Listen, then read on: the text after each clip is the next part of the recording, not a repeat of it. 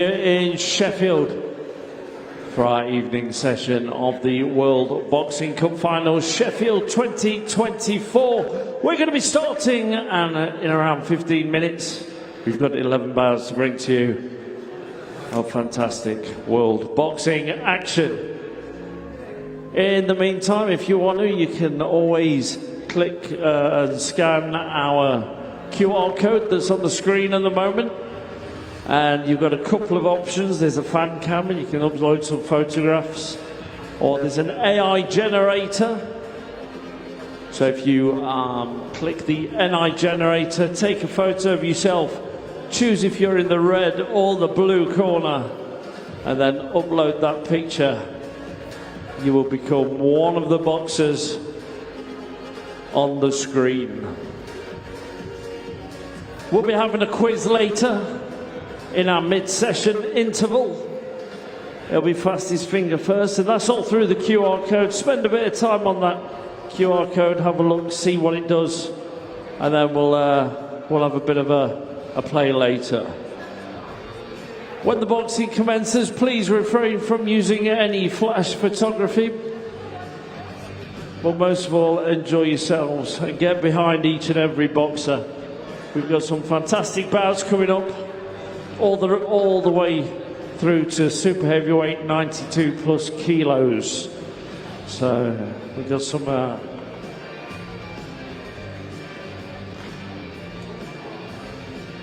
so countries this afternoon are including Mongolia, Korea, Brazil and Chinese Taipei, the Netherlands, England will be in action, Panama, Germany and Italy. Like I say, some of the big guys are coming out in bouts 10 and 11.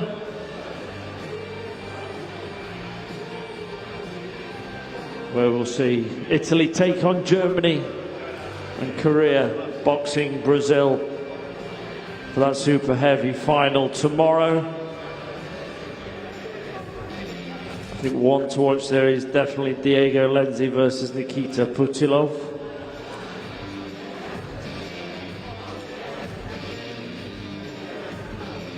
So we've got Ellis Trowbridge coming on for England, and Odel KAMARA, and then a few more. Ellis, so England versus Japan, that looks fantastic. Ellis Trowbridge versus Soushi MAKINO. So Japan have been an absolute force this week, so it's going to be a really good matchup in that bout. Anyway, listen, we're going to be on in about 14 minutes. My name's Craig. If you need anything, give me a shout. I can't help you with anything, but you know, it'd be well worth giving me a shout anyway. I'm nice to talk to. And we will see you in about 14 minutes. Thank you.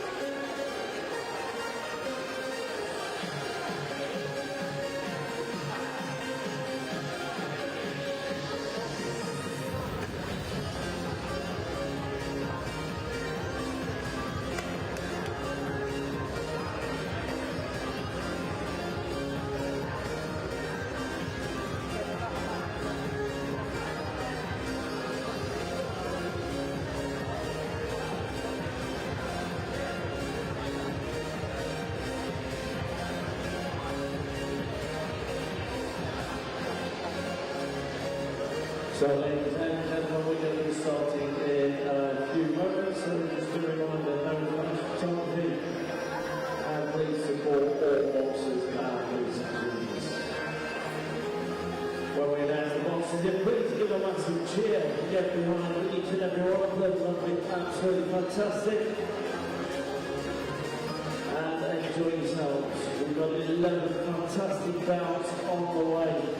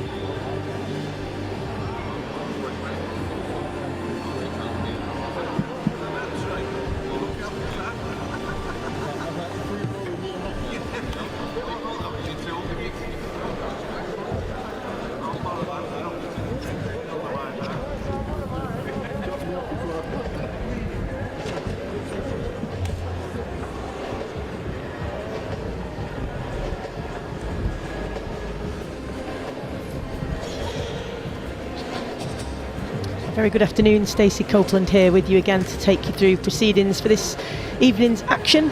More world-class Olympic-style boxing on the way from the EIS here, the Institute of Sport in Sheffield. The third day of action, semi-finals day of the World Boxing Cup Finals 2024. Sheffield for the first edition of the World Boxing Cup Finals. It's semi-finals day. The event is brought to you by our partners GB Boxing, England Boxing, World Boxing, UK Sport, National Lottery, Sheffield City Council and Sting. Your competing countries are Brazil, China, Chinese Taipei, England, Finland, Germany, Italy, Japan, Mongolia, the Netherlands, Pakistan, Panama, Singapore, South Korea, Switzerland, Thailand and Wales. So ladies and gentlemen, the officials are ready, the boxers are ready. It's time to make some noise. It's time to start boxing. So ladies and gentlemen, this is bout number 58. It's a women's 54 kilo semi-final. So ladies and gentlemen, approaching the ring, boxing out of the red corner, representing Mongolia. Give it up for Yesugen OYUNTSETSEG.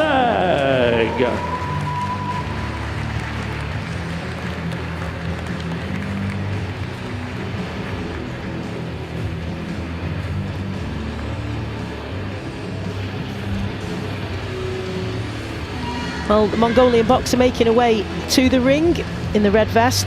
Won gold at the World Boxing event, held in her native Mongolia back in September. She's very talented. She's caught the eye this week with quick feet. Beat the Italian Elena Savchuk yesterday, looking to book her place in tomorrow's finals. And ladies and gentlemen, her opponent boxing out of the blue corner, representing Korea. Give it up for Adrian.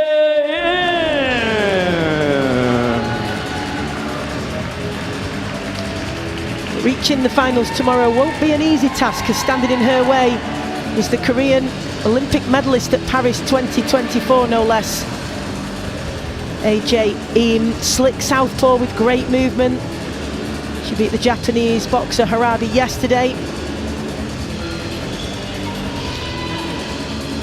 So hopefully in for a really intriguing and entertaining matchup here. I'm delighted to say that alongside me I've got Cameron McKay, who of course has been in action. Impressive form here this week. We'll hear more about that before we get the first of this evening's bouts underway. Representing Chinese Taipei. Judge 3 representing World Boxing. Judge 4 representing Italy. And Judge 5 representing World Boxing. Your referee at the bell, representing World Boxing, Mr. Lee Innes, MBE.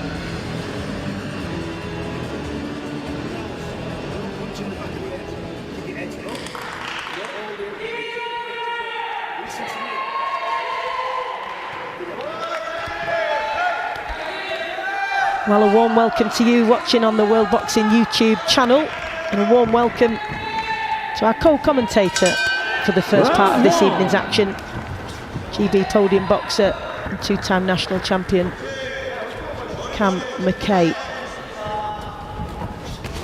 It's got an intriguing semi-final here then in the bantamweight division, 54 kilo category. Mongolia against Korea. Mongolia in red, Korea in blue. Two highly skilled operators, so interesting to see who can impose their will here. The Korean in blue fighting out of the southpaw stance, just looking to get that advantage, get a foot on the outside and let that backhand go. A good reply from OYUNTSETSEG. And Cam, a pretty measured opening round here from these two. Definitely. Both came out showing a lot of energy, so you can see it's going to be a very competitive bout. And see, they both want to take the first opening round, so it's looking like it's going to be very energetic. does really help, of course, over the three-minute rounds if you can get the advantage in the first round. Yeah, definitely. You can see them both exhibiting very good skill between each other, so it's looking extremely competitive.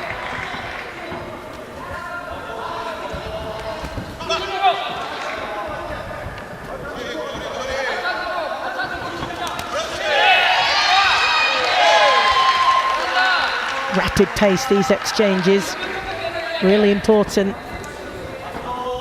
to get the last shot in sometimes in these, Cam, isn't it? Because they're so fast, that the hands, when they let them go, that you want to leave that impression on the judges by finishing with a big, telling, eye-catching shot.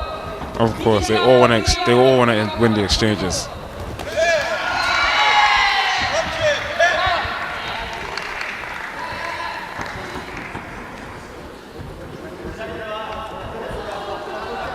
Korea showing some very good feints with their lead in both backhands.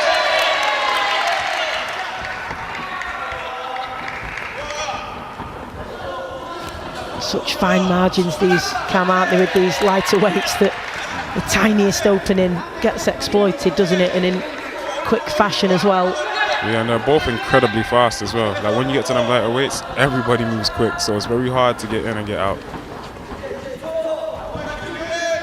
And that's the key here, neither wanting to pull the trigger too soon and get countered, as the Korean did just then. Good work from OYUNTSETSEG in that sequence.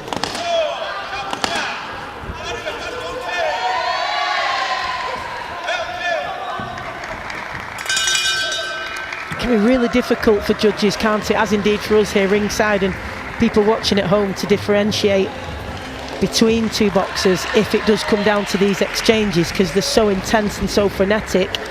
However, has gone 3-2 in favour of the boxer from Korea. Yeah, can't argue with that. Very close round. And that's where those eye-catching shots can really make a difference, can't it? If you can rock back the head of your opponent, it really sticks in the mind of the judge, or, as I say, finish those exchanges and you have the last say. That can be the difference. But the closeness, just how tight this is, has been reflected on that 3-2 scorecard.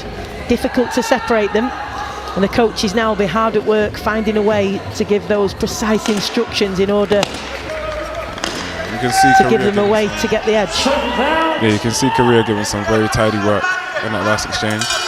Round 2. Really highly technical, these two. Can't afford to make a mistake.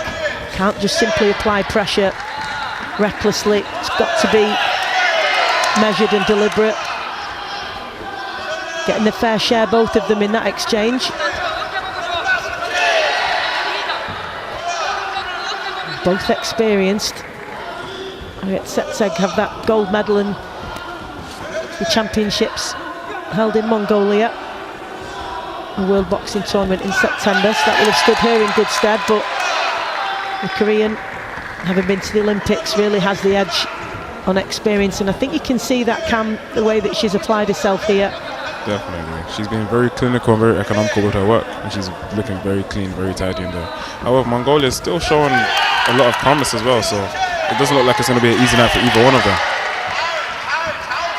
Good ring movement from the Korean as well, that she's plenty of movement but never allows herself to get trapped against the rope, so stays away from those areas, but making sure that she's operating at a distance that's right for her to launch her attacks and try and get in and out and leave that space behind her.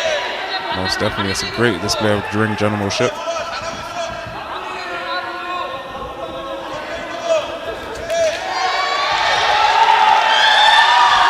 Referee issues a count.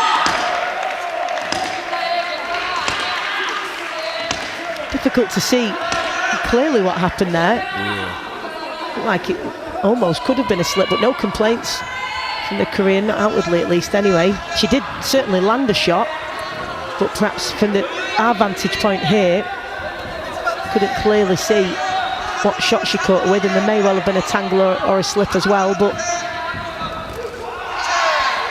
Yeah, now she's needless down to say, the Mongolian has to stay composed and yeah, to stick to the boxing. She's boxing very well, so if she can continue to do so for the rest of the round, she's still in this competition. good backhand landed there from OYUNTSETSEG on the Korean, and another. Seems to be growing in confidence here and just starting to find a range a little bit. That maybe has unsettled the Korean. We'll have to look back on the replay there, because it did seem to be an odd... The feet just came from beneath her, didn't they? But whether that was directly from the shot or not, we'll have to look at that at the end of the round. But this is good work from the Mongolian here in the last little phase. She's great work with that backhand, which has found a home. Yeah, she seems to be so frustrating her opponent.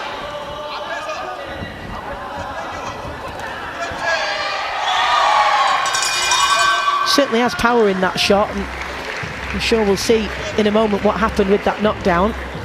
Was a peculiar one, just the way that she fell. Yeah, I didn't entirely see it. There we go, let's have a look of the opportunity to see now. Yeah, so it was a shot, caught her right off balance, rocked her head back, and her feet did slip, and that was interesting because we were just talking about those boots a moment ago, weren't we? Yeah. Clean sweep for the Mongolian boxer then in that second round. 10-8 round from the German judge. She's put herself in a good position here then. Yeah, she's showing a very good display of skill and dominance as well. So, interesting scorecards, as you might expect. An intriguing first 2 rounds. It'll come down to the third, so these two will know there's no room for error. Peak concentration, and they've got to make the opportunities count. And the Korean has come out absolutely blazing here, but Mongolian OYUNTSETSEG happy to reply. But IM has really got to up the work rate here. But the problem with that is that you can leave yourself exposed, Cam, when you've got a really effective counter-puncher like OYUNTSETSEG in front of you. Definitely. You can see that she feels a little bit under pressure. She wants to come get this fight back.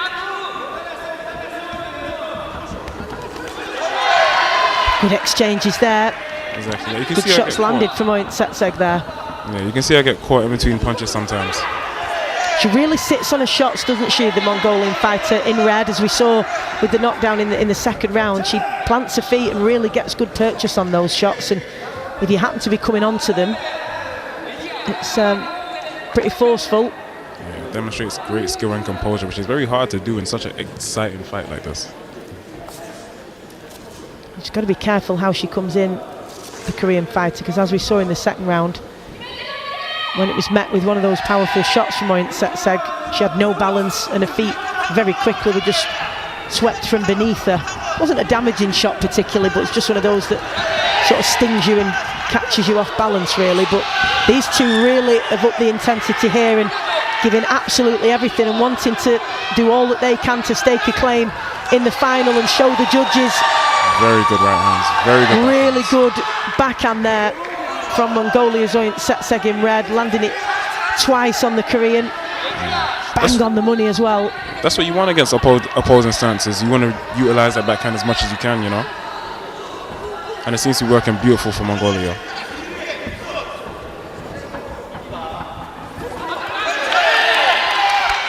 Good shot from IM. The Korean fighter in blue just finding a way through with that backhand, but will it be enough? It was ahead after the first. The tide turned in the second. Who's going to stamp their authority in the third? Just over a minute remaining.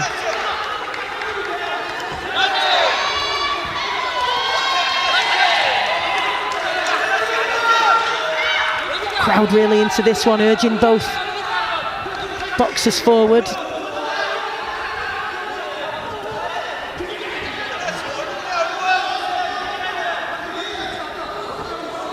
It's what you want your teammates to get right behind you, cheering every shot, urging you forward, as again a ferocious exchange between the two, but OYUNTSETSEG of Mongolia getting the final shot there in that exchange.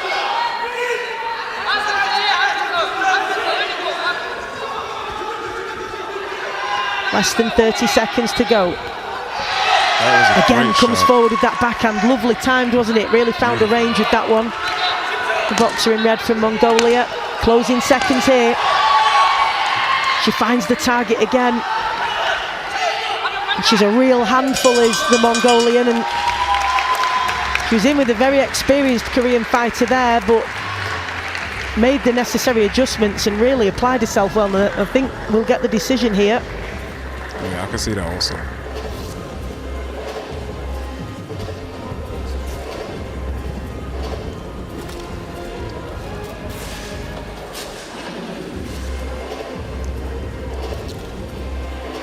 It can be really difficult, can't it, getting the decision when you've conceded the first round, but we have seen it happen here, even when it's been a clean sweep, when all 5 judges have been in favour. Boxers have turned it around. We've seen it a couple of times this week. Yeah, that's the beauty of the sport, you know, just how unpredictable it can be. Let's get the official announcement from our MC, Craig Demo. Okay, ladies and gentlemen, bout number 58. After 3 rounds of boxing, we go to the scorecards. Where your officials at ringside score unanimous decision victory in favour of your winner. And boxing out of the red corner, representing Mongolia, is Yesugen OYUNTSETSEG. So unanimous decision then for OYUNTSETSEG from Mongolia as she advances to tomorrow's final in the women's 54 kilo category. She'll face either Brazil or Chinese Taipei, who are up next. But it just gives us a moment to welcome Cam. And how have you found boxing at a home tournament? It's very rare that you get the opportunity to do so as a GB or England boxer. Me, myself, I loved it. I enjoyed it. From everything down to preparations, actually coming here, just emotionally knowing that I was going to come and perform in front of people that care about me, who supported me from regional level all the way to international level. It was amazing. And does it make a difference in terms of your preparation? Because of course sometimes when you're away, it's different foods, different time zone, you've got to adapt to jet lag sometimes in the travel. Has that made it better as well? Yeah, definitely. I feel like you do have a bit of an advantage as well, because we're in the same time zone. When you go to abroad, maybe in Asia or even say North Africa, the time zones are different. So you have to kind of adapt to your body changes, the food is different, everything's different. So I feel like over here sometimes you can be a bit more comfortable, but then it can also work against you as well, because you might have the extra pressure of, okay, everybody's watching, everybody's awake at this time, you know. So you could be a bit scared, but at the end of the day, I think nerves and feeling the emotions of what it means to actually be at high level competition, I think that's a beautiful experience. So something for everybody to look forward to, and you can see all the boxers here, we all look forward to. Great preparation as well for the World Championships next year, which will be hosted in Liverpool. But now time to crack on with the second semi-final in the women's bantamweight 54 kilo division.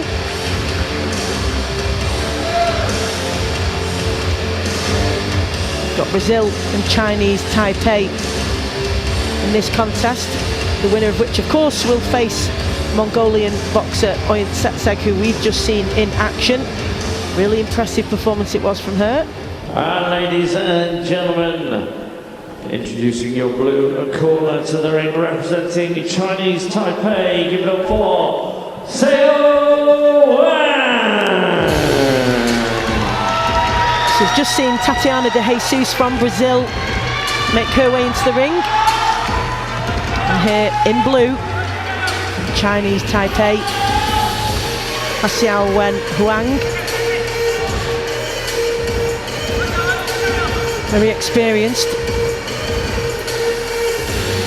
Double Olympian, she got a bronze medal in Tokyo, competed in Paris in the summer. She's a 2-time bantamweight world champion. Beat Tantawa of Thailand in yesterday's quarter-final.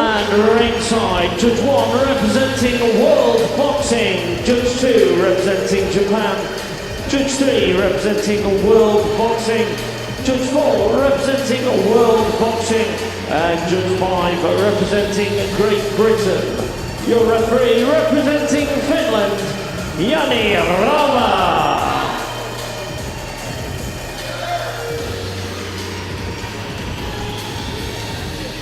She's tall and rangy, the Chinese Taipei boxer. boxes really well at range, likes to draw her opponents in. De Jesus upset the home favourite yesterday, and GB's Ivy Jane Smith. Was a really close one. In fact, listening to Chris Latcham on commentary, I thought it had gone Ivy Jane Smith's way, but it wasn't to be. She's quite elusive, she's strong, the 32-year-old. She was beaten in Paris at the Olympics in the round of 16 against the Korean fighter who you've just seen in the bout prior, IM. Got different opponent in front of her now, and a real height and reach discrepancy here, Cam, that's clear to see. Yes, definitely. You can see how the way she deals with it though. And you can see the difference in styles as well, which is like, it's very interesting to watch. Fascinating one this, because the Jesus short in stature in comparison to Huang, and really got to find a way past those levers. But she has that really superior, classy, defensive head movement, really mobile.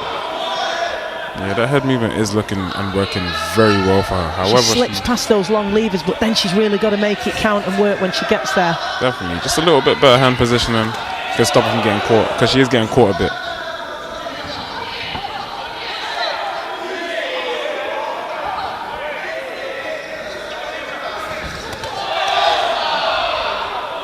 Overhand right, connecting with the head guard of Huang. And another one there as well, making its way through. And they are eye-catching shots, those, Cam, from the Brazilian when they land. Definitely.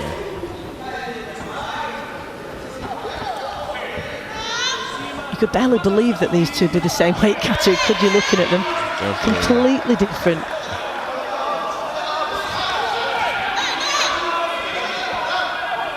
Huang making most of that reach advantage there. And she seems to be adjusting her feet a little bit more now, Cam, that when she's landing a shot, she's then taking a few steps away, making it far more difficult for the Brazilian to get at her by not staying there and allowing her to reply as she was doing in the opening minute or so. Yeah, she picked up the pace, which is working very well for her.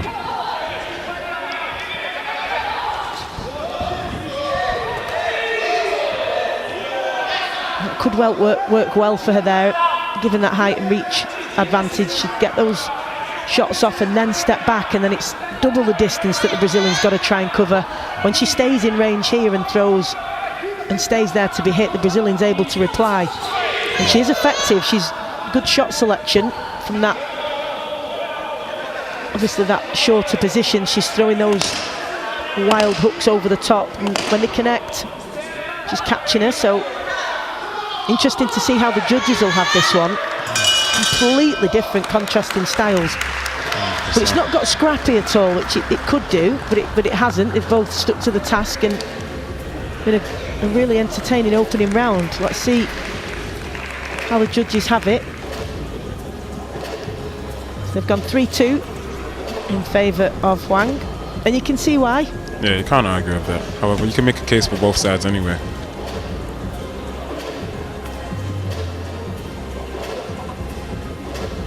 See some of the action here, and you can just see Huang, when she was just pitter-patter with that little jab, she was letting Brazilian know she was in range and she was firing back. So she did a lot better towards the latter part of the round of sort of tapping and then making sure she stepped back and didn't stay there to be hit, as we're seeing here on these clips. Yeah, that's very clean. And now we'll see who can make the adjustments going into the second round and who can do it better, because some boxers are excellent, Cam, aren't they, at just downloading all that data in the first round and then changing things up in the second to get the upper hand. Yeah, let's see how Brazil adjusts. That was a beautiful jab to the body.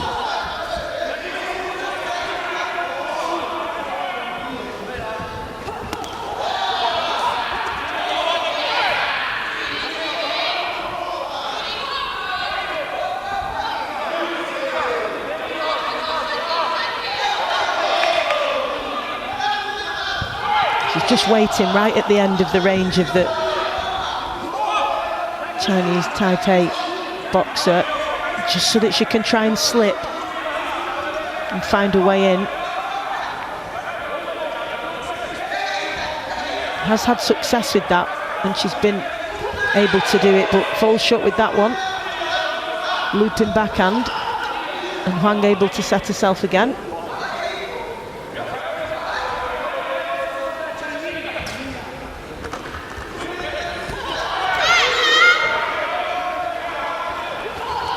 That's when Huang's most effective, as we've just seen in those last two sequences, when she lands her shots and then gets on a bike and gets right out of range, so that De Jesus can't reply.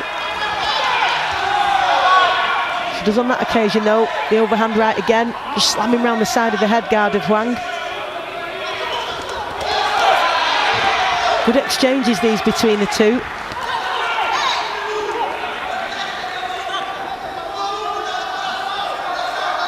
Not greatly interested in holding either of them, they seem happy to go to work.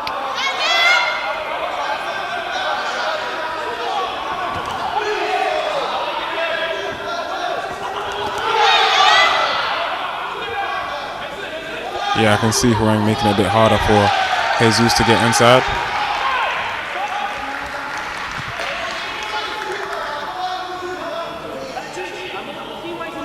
Inside the last minute now of the second round. A place in the final at stake here. We will face the Mongolian boxer OYUNTSETSEG.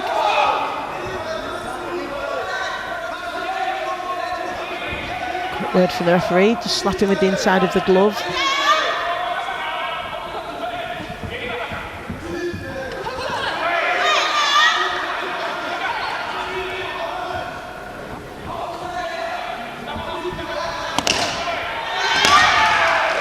Huang just catching De Jesus as she came in with that lead hand, and you just feel that Huang has made the better adaptations between the first and the second round. Would you agree? Definitely. She's a two-time Olympian, right? Yeah. Yeah, you can see where that experience is starting to show. She's definitely been around. She's seen a lot of styles. She's handling it very well. Well, there we go. Clean sweep. So yeah, our perception that Huang had made the better adaptations. The judges, it seems, in agreement. Clean sweep, all five giving it in her favour for the second round, and that's because of some of that work we've seen here. The Brazilian just finding a way through with a couple of shots. They're not landing cleanly though, but she's continued to keep this competitive, as De Jesus. But Huang undoubtedly got the edge, and probably comes down to experience, Cam. You can see she's not been rattled, she's stuck to a task, and she's adapting all the time, isn't she, to what De Jesus is throwing at her. Yeah, you can see she's showing a bit more maturity and a bit more that she's a bit clever with the adaptations throughout the fight and throughout the rounds, actually, because she started off the first round worse than she finished it, so she got better as the time went on. So you can see it even in this round. She's come out a bit better, a bit more cleaner.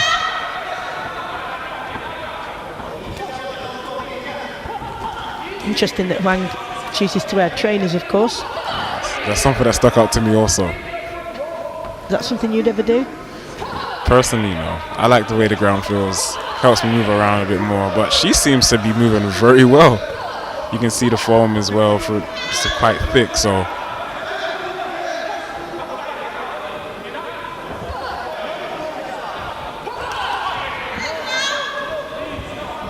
You can see here that Huang knows that she's in control, and she just needs to manage this final round now, doesn't she? And then she'll be in the final. She's limiting the opportunities for De Jesus to get any sniff of success here. Yeah, you're right. She's definitely controlling the bout, the pace and the distance. She's doing a very good job.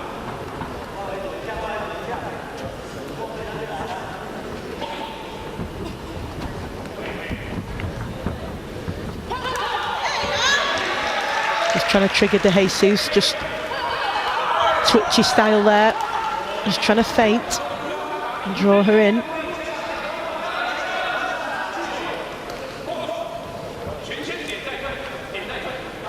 Really is tall for the weight though, isn't she? Yeah.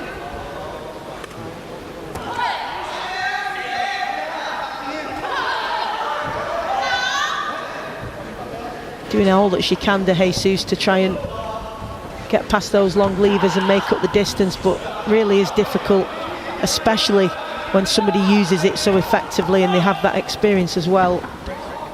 And a good performance this from Huang, but the Jesus certainly made this one competitive and been entertaining to watch as well. Yeah, that double jab was working for her earlier on in the fight.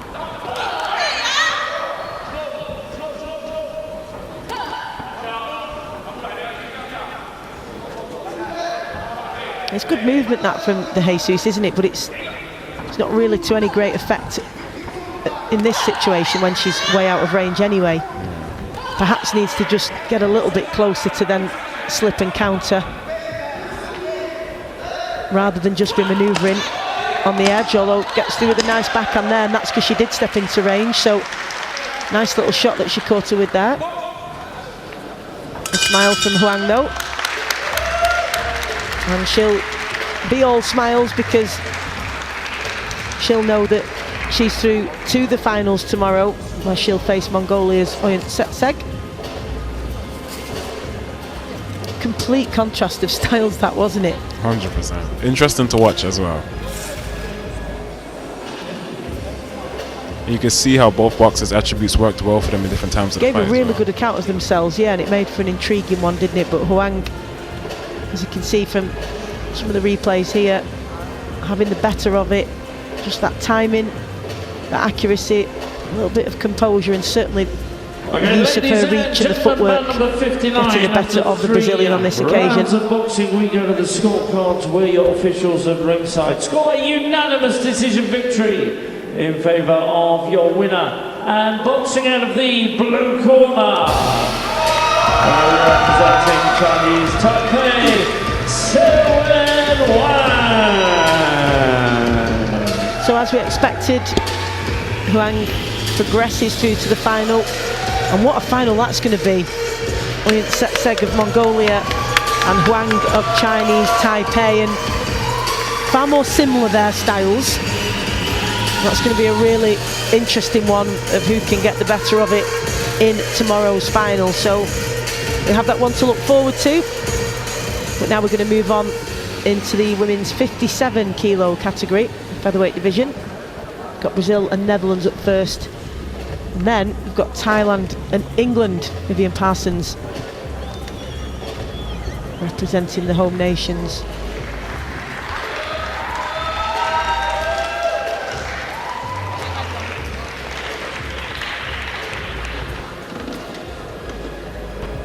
Great to hear the teams getting behind one another, isn't it? And sometimes when you're away, even more important, because you might not have anybody there supporting you, and you've just got each other. And you do feel that just by really getting behind each other and cheering every bit of success, it can sort of, obviously help and urge your teammates on.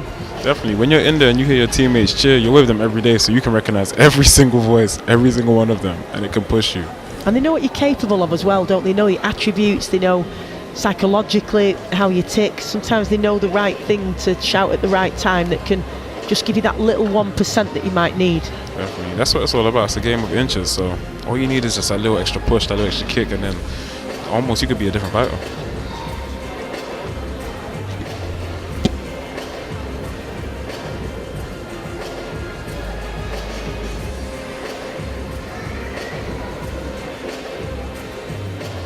Nine contests remaining in tonight's evening session. About to get number 3 underway. This is bout number 60. It's a women's 57 kilo semi-final, and introducing your boxers. Making their way to the red corner, representing Brazil. Give it up for Jucielen, CERQUEIRA, ROMEU. The Brazilian in red, former Pan American Games gold medalist. Lost in the prelims at both Olympic qualifiers in Italy and Thailand. She has served in the Brazilian military. Won bronze, as it happens, at the military games in Moscow back in 2021.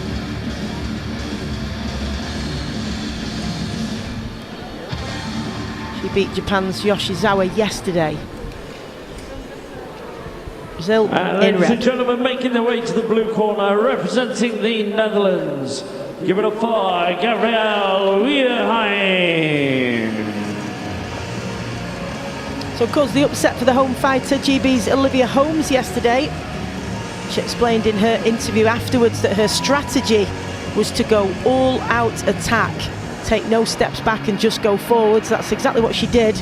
She's feeling confident now, wants to go and get that gold medal. She's just 19 years old and won the Tama tournament in Finland last month, which is a tough tournament to win, usually stacked with talent, so she'll bring in all of that experience and confidence here. And your officials at ringside, in Judge pursuit 1 of getting a place Finland, in tomorrow's Judge final. 2 representing World Boxing, Judge 3 representing World Boxing, Judge 4 representing Chinese Taipei, Judge 5 representing World Boxing, and your referee representing World Boxing, Mr. Paul Rosendale.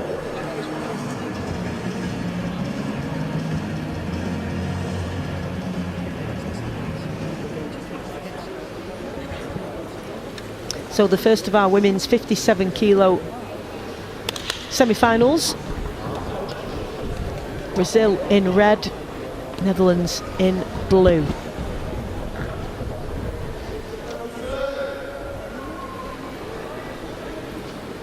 We saw Maud van der Toorn earlier. She was beaten by a Korean fighter in her semi-final, so let's see if WEERHEIM can book her place.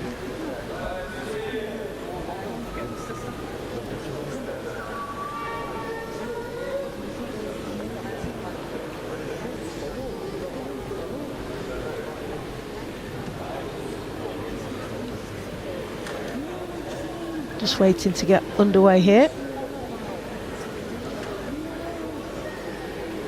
Last thing you want as a boxer, this, Cam.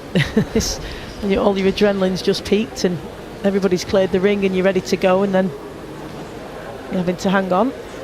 Not quite sure what the delay is due to. Something at ringside.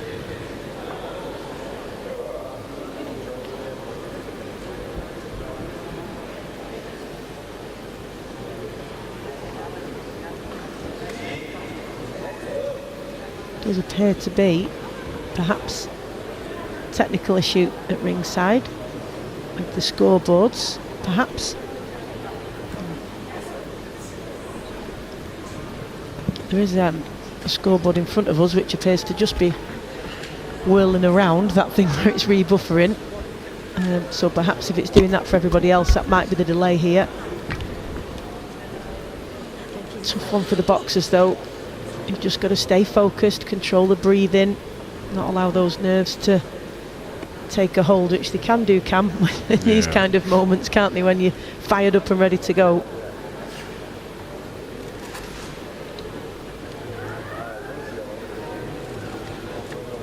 How are you with dealing with nerves pre-fight? How do you manage it? I enjoy it. I think when I feel the nerves before a fight, it just lets me know, okay, cool, we have something important coming up and it's time to show up and show out. So hopefully both the fighters here, they don't get too affected by the little weight that they're having to endure right now. It'll be over soon. It's really unique, isn't it, the psychology of boxing, and controlling those nerves and the adrenaline really is key to peak performance, isn't it? A shrug of the shoulders from the coach in the Netherlands corner there, just asking what's happening. Important for these two to stay sharp. Of course, warmth won't be a problem. It is really warm in here. Not going to get cold, but mentally just want to stay switched on, focused on the tactics that you will have just been echoing in your mind from your coach in the corner before you stepped into the ring. Don't want to get too distracted.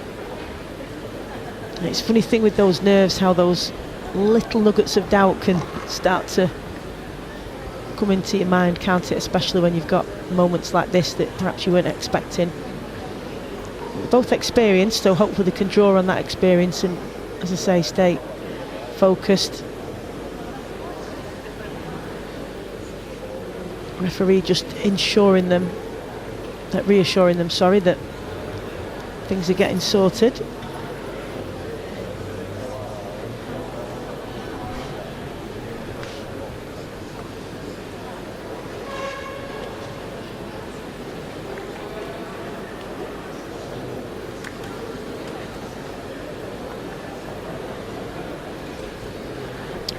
How would you deal with this, Cam, if you're in this situation? I don't think I ever had a long wait. I think I had one once early on in my amateur career before I was boxing at international level. I never had it as a professional, but I did have it once. It was just a matter of, I think it was deliberate really, that they're saying they'd forgotten the groin guard and gum shield and this, that and the other, and they'd gone for what felt like a lifetime. But I was quite lucky that my corner kept me calm and kept me focused, and it can be easy to lose that, can't it? Definitely. I think I would have probably enjoyed having a little bit of a break before the fight. I love having that little time to kind of get my nerves under control. The more time, the better. But that's for me. Yeah, sometimes it can go by pretty quickly, can't it? That, you know, 1 minute you're warming up, and the next minute you're making that ring walk, and it can all pass you by in a flurry, especially with 3-3s. They can go by very quickly. So important to make sure that you're in the moment. They're just looking at putting the stools in, but then a shake of the head to say not to do so. So yeah, it's definitely a technical issue, either with the scoring system or timing. But there is one of the officials' computers in front of us here that's just whirling around, and hence the delay. Really got a feel for the boxers here though. Plenty of action on the way. This is the first of the women's 57 kilo semi-finals, and we've got Vivien Parsons of England in the second semi-final. So presumably somebody will be feeding back to them as well that there's been a delay here, because that of course affects the warm-up of everybody else who's coming up next. So if you're just starting to, you know, if you're thinking you've got 10 minutes and you're starting to really fire up, you might just want to hold that back. And again, you don't want to be getting too much adrenaline flowing through the veins before you've pumping through your system too soon. But as you can see, Vivien Parsons is on the way. We've got Ellis Trowbridge as well in action against Japan in the men's flyweight 51 kilo division.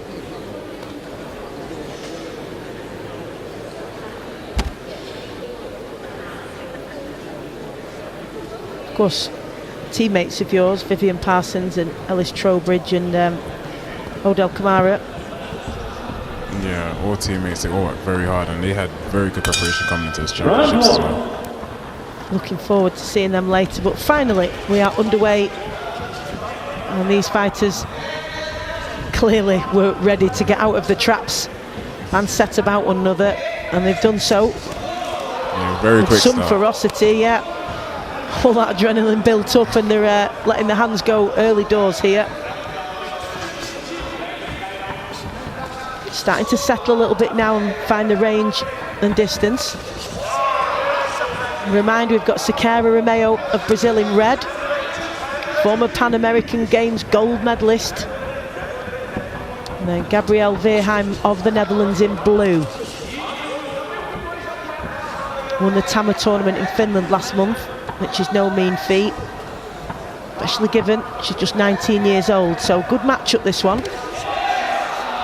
Really well timed backhand from the Brazilian there, and then stepped away. Slick boxing from her.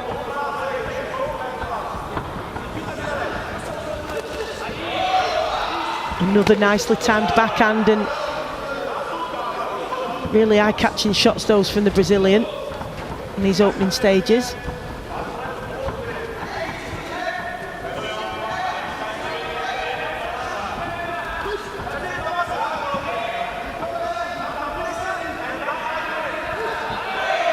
WEERHEIM just struggling to deal with this movement from CERQUEIRA Romeu, because really smart, isn't she? How she just sort of allows her to come in and then catches her and then moves off.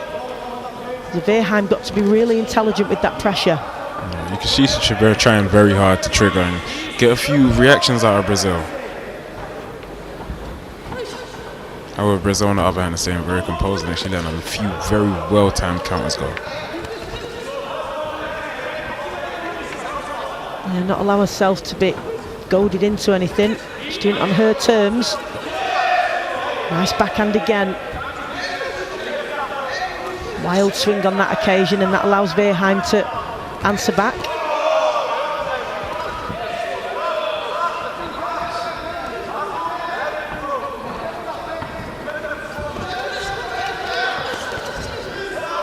Nice exchange there. Both having their own degrees of success, but you do feel that CERQUEIRA Romeu has the edge in this opening round, Cam, or do you see it differently? I see it the same. I feel like it's very important that your work is very tidy for both yourself and the judges. It's very reassuring for yourself, and people can see that you're working hard and being very clinical with your attacks as well as your counters. She seems to be in very good control. Talking with Lewis earlier about the styles that you tend to get. It's not always going to be the case, but generally speaking with different nations, and Brazilians really have that flair and unpredictability about the way that they approach in their style. We'll get your thoughts on that in just a moment, but let's see how the judges have that opening round.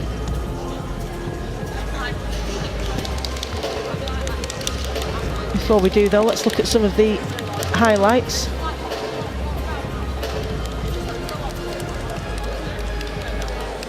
It's good work with that backhand, wasn't it, from CERQUEIRA Romeu. I feel like she landed it enough times to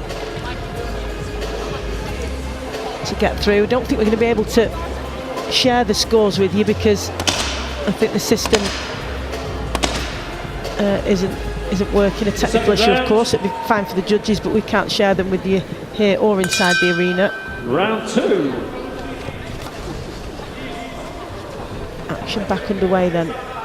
Yeah, we were talking about that Brazilian style and how it can be, tend to express a lot of flair, don't they, and have quite an unpredictable style compared to some nations. Yeah, it can be hard to deal with a lot of the time, and more importantly, I think it's very entertaining to watch as well. It's very easy on the eye. It certainly is.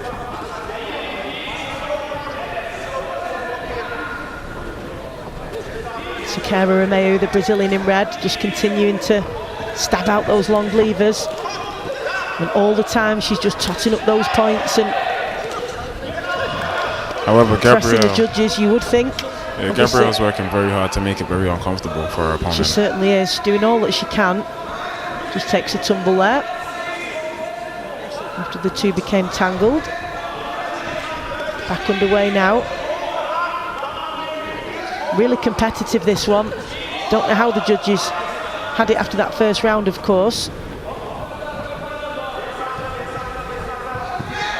I'm guessing it could well have been close. Very different styles, both having success using their different attributes.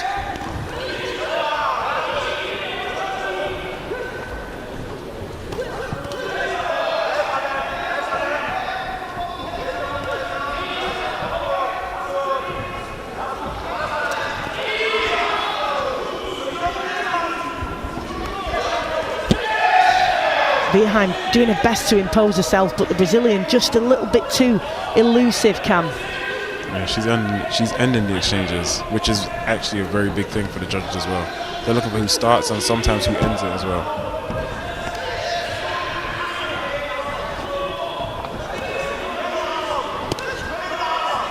Nice movement from CERQUEIRA Romeu, the Brazilian in red, just trying to pick off her opponent. And then by the time WEERHEIM responds, just using her feet to get herself out of range.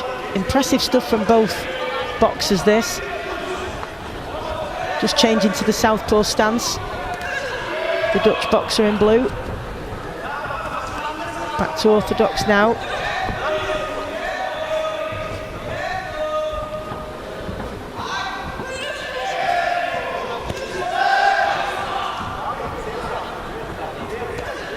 And she gets a range and timing right with that backhand. CERQUEIRA ROMEU, it really is impressive, isn't it? Very much so.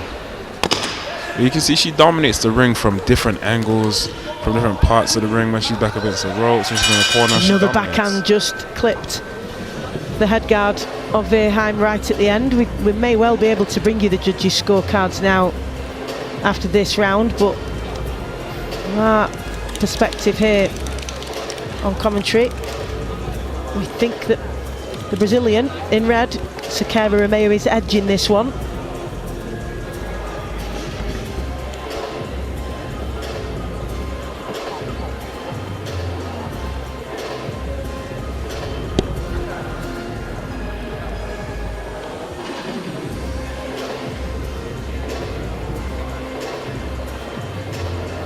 Well, this is all very exciting, the fact that we can't share the scores, so we've no idea where it's up to, which does make it exciting for the result at the end, I guess, because we've nothing to go off. But there's that really effective backhand of CERQUEIRA ROMEU in the highlights there, just picking her opponent off, catching her as she steps in.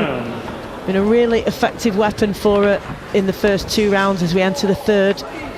Don't know how the judges have it, but we do know that these two will want to give absolutely everything and empty the tank to try and do all that they can to book their place in the final.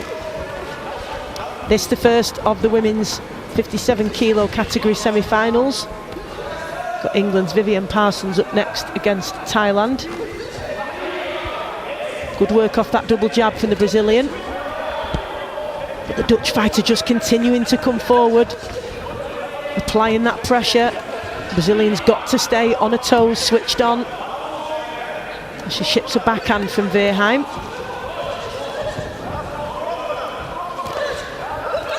That's good work from WEERHEIM, isn't it? Switched to the southpaw stance and landed a big backhand there. Yeah, she seems to enter the new gear.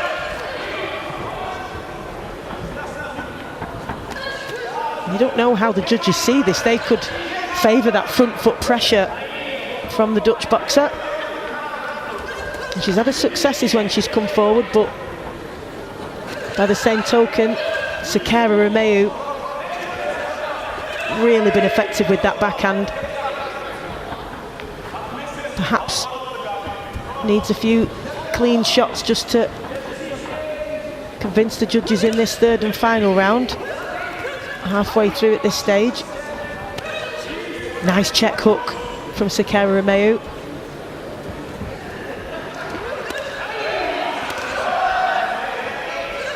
And even though the single shots, they really are eye-catching, these, Cam. Definitely, it's very nice the way she's coming up, trying at least to come around the guard. You can see a different range of shots and variations, which is working well for her.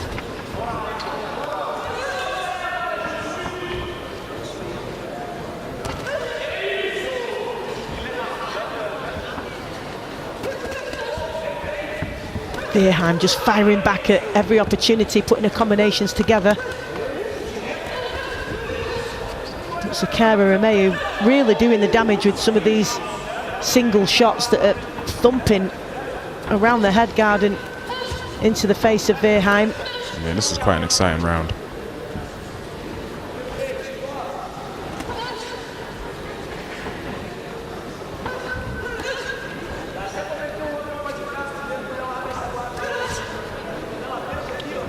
Never looks massively flustered, does she, the Brazilian? Even under immense pressure, she somehow seems to create the space she needs, Cam, and still be able to operate as she's pushed back now, but still boxing well off that back foot.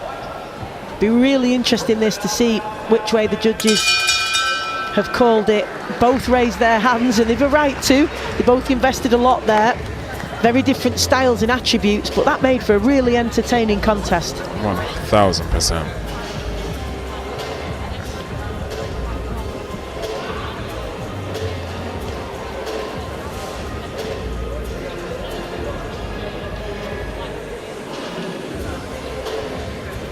Well, we've not been privy to the judges' scores as this one has gone along, so we brace ourselves here.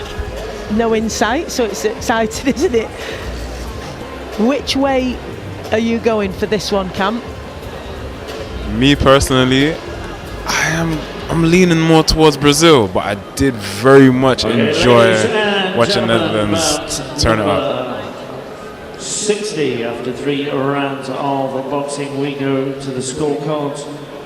We are officials at ringside. Score a split decision in favour of your winner. And boxing out of the red corner is Jucielen. So split decision, no surprise there, because as we said, they both were really effective in completely different ways. Neither boxer really dominating completely, and I think that's reflected fairly with a split decision. And ultimately, Jucielen ROMEU CERQUEIRA of Brazil progresses to tomorrow's final. Really good display from her, and she'll be looking ahead to that, knowing that she'll face either TINTABTHAI from Thailand or England's Vivien Parsons. That's the second semi-final in the women's 57 kilo category coming up next.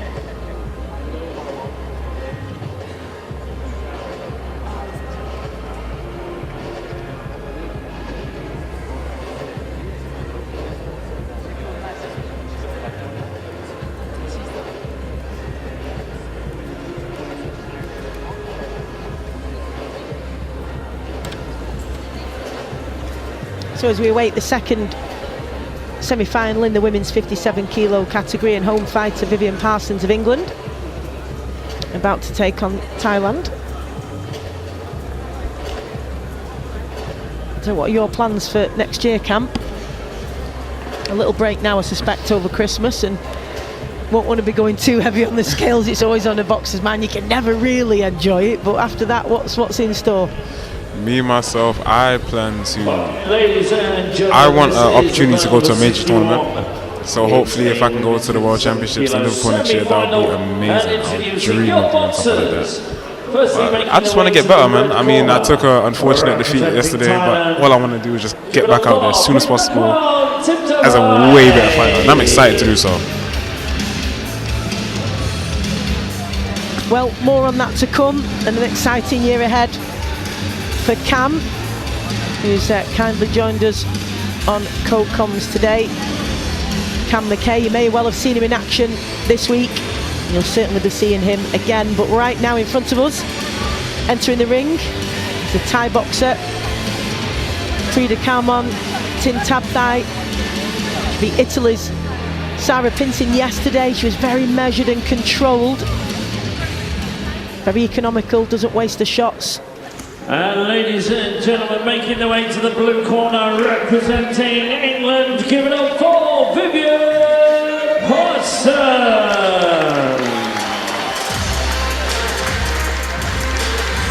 And she'll want to put in a measured and controlled performance again today, because she's in against GB Academy squad boxer Vivien Parsons from Brixton. She beat Italy's Zanoletto yesterday, gave her 4 standing counts.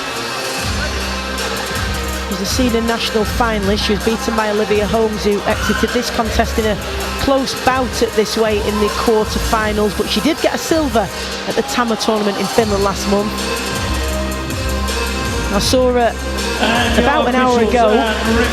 She was just getting changed and getting her kits on and so on, and she said she's never come up against TINTABTHAI before. She said on the other side of the draw there are fighters she's boxed before, so she was really glad she drew somebody new, because that's exactly what you want, isn't it? You want to box people who you've never boxed before, and certainly from countries you've never come up against before, because it's part of your development and experience, and you want to test yourself.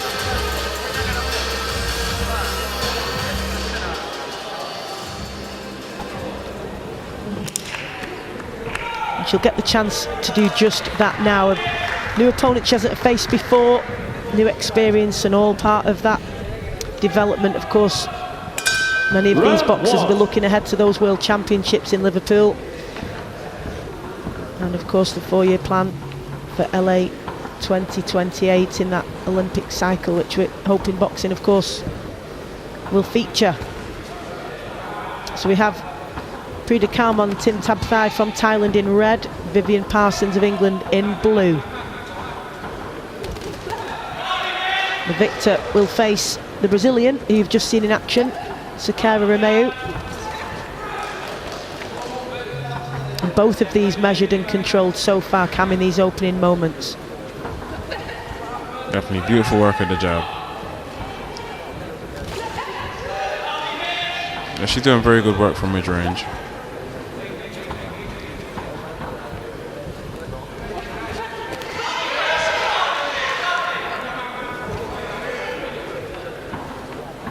Encouragement from the blue corner for Parsons. It's nice work from the English woman with that jab in particular.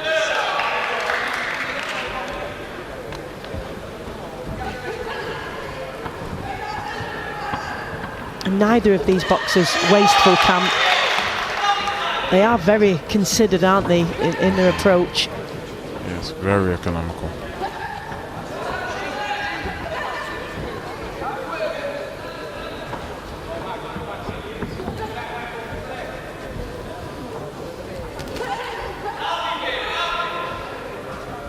Short and sweet, these exchanges, aren't they, Cam? So you really have to make sure that you're effective and you're landing shots that are imposing yourself on your opponent and catching the eye of the judges on each occasion. And I think Vivien Parsons is doing that better than TINTABTHAI so far. Definitely, she's doing it, staying very controlled as well. Took a backhand there though from the Thai boxer, but took it well. Just feinting with that front foot. Doing a very good job of not getting hit. Lovely style to watch. Has that slightly low lead hand. Just caught a lead hook from TINTABTHAI.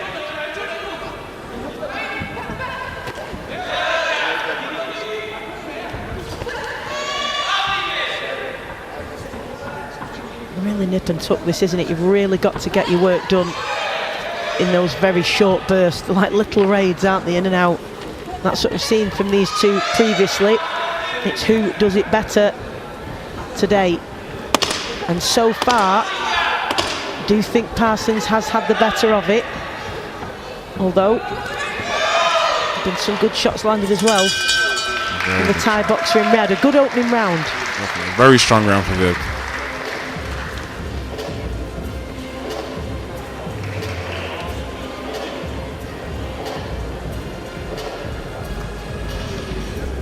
And here we are. We do have the scores for this one. And 4-1 to Vivien Parsons. So 4 of the judges in agreement with us at ringside that Vivien Parsons had the better of that, and I think that's fair. Really, really good, measured, calculated performance from her. She was really accurate, wasn't she, Cam? As we can see, some of her nice, tidy work here in the replays.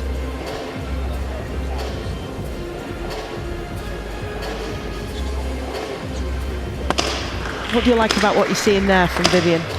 I'm loving the volume of punches she's throwing. She's throwing more than one. It's always 2 or 3s, and she's, to me, it looks like she's the winner in the exchanges. Round 2.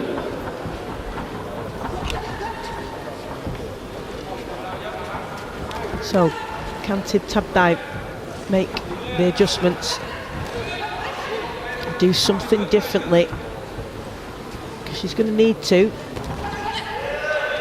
4-1 down on the judges' scorecards after that opening round, and really confident and composed display from Vivien Parsons in that first round.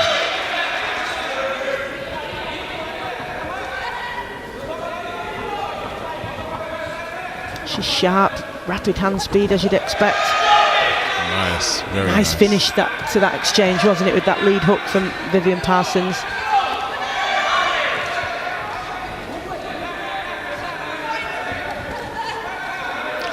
Good use of that jab. They're both doing a very good job maintaining a good, healthy distance between each other to get their shots off. Looked like there was an injury there. Yes, she did get caught, but nothing major, and it looks like she's in some distress with perhaps a knee or an ankle, or something's definitely bothered her there. And it did seem that something gave way, Cam. Knee or the ankle, I'm not sure which, but there was definitely a lower limb problem there. Just getting checked over. It does appear to be her right knee. Let's hope that's nothing too serious. She felt it straight away though, Cam, you could tell, couldn't you? She went straight to the ground and she knew there was a problem instantly. It's usually not a good sign, and yeah, she's not going to be able to continue. Well, that's really disappointing for TINTABTHAI, not just because that means she can't progress to the final, but that seems like a pretty nasty injury there, and sometimes the most innocuous ones can be the worst. Let's just hope it's a slight tweak that'll be okay, but you do fear for her there that those ones, when it's that instant, and an athlete knows their body, and they feel that instant pain and it doesn't feel right, it's usually not a good sign, and that does not look good. Definitely, we all hate being injured. Injuries are part of the most upsetting part of the game, honestly, but hopefully she'll be okay and she'll recover very, very soon. Well, we do hope that she's okay, the boxer from Thailand, because that's a long way back with an injury as well, isn't it? So let's hope that she's taken care of, as I'm sure she will be. Not the way you would have wanted this one to end, but of course for Vivien Parsons, importantly, she's through to the final, and it was a really good display from her. Your referee stopped the contest in round number 2 due to injury, giving you your winner. Boxing out of the blue corner, representing England,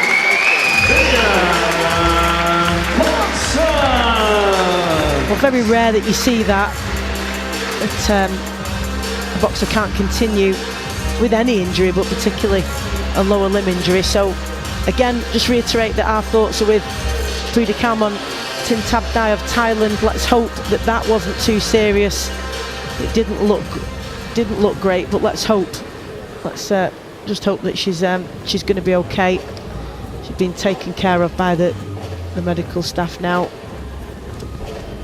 But ultimately, most importantly, a win for Vivien Parsons. She's all smiles as she just passes by us here in our commentary position, and she's through to the final, and that promises to be a cracker, Cam, because she'll be in with Brazil's CERQUEIRA,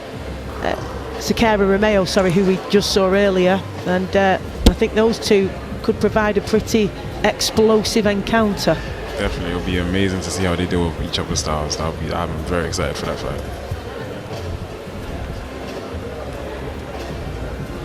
Got the men's 51 kilo flyweight category up next. Also featuring an England boxer in the form of Ellis TROWBRIDGE. He's facing Japan's Soushi MAKINO. Panama, Mongolia on the other side of the draw.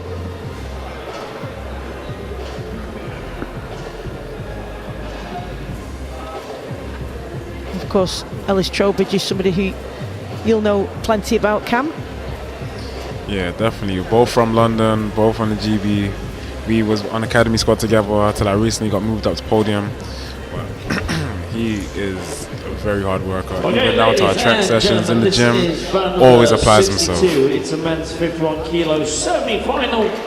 And introducing your boxers, firstly, boxing out of the red corner, representing Japan, give it up for Soushi MAKINO.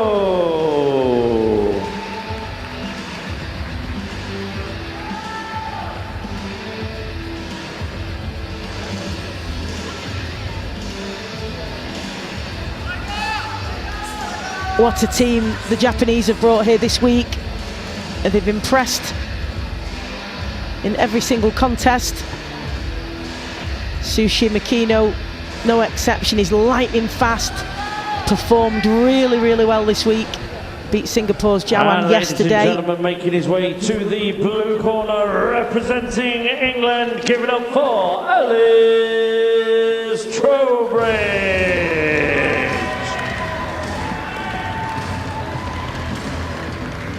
But the man in the opposing blue corner is Ellis TROWBRIDGE, England boxer, two-time national champion. Beat Italy's Filippo Secca yesterday. And a really big opportunity for Ellis to make a statement here on the international stage.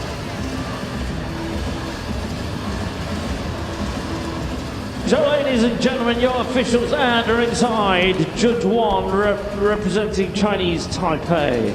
Judge 2 representing World Boxing. Judge 3 representing Finland. Judge 4 representing World Boxing. And Judge 5 representing the Netherlands. Your referee representing World Boxing, Mr. Akbar Mohammed. Big opportunity this for Ellis TROWBRIDGE of England in blue to make a statement here, fighting out of the southpaw stance. He's in with Soushi Makino, Japanese fighter who's rapid, explosive, lightning speed. Yeah, he came out and took that center straight away.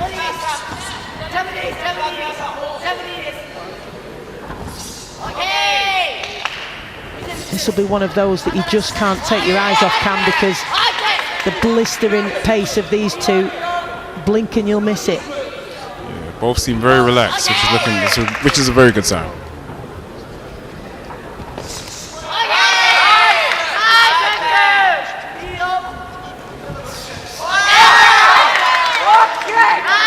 The timing here, Cam, is literally split seconds, isn't it?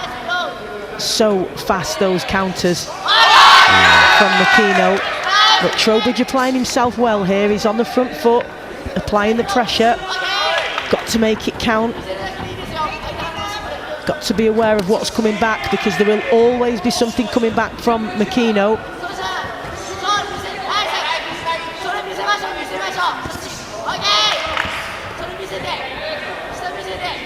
Both of them really skillful, technical boxers. Joy to watch. Top class boxing this is. Just trying to trigger one another.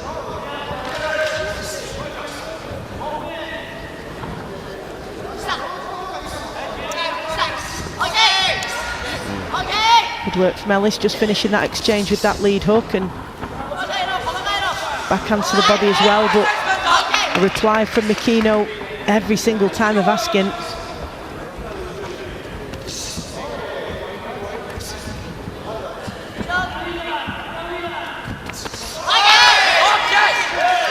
Tricky little fighter, isn't he, Cam? Even when it looks like Ellis might have pinned him and able to load up, he's just adjusted his position, thrown back from an unorthodox angle, and then moved out of range. Yeah, it makes it very hard to deal with.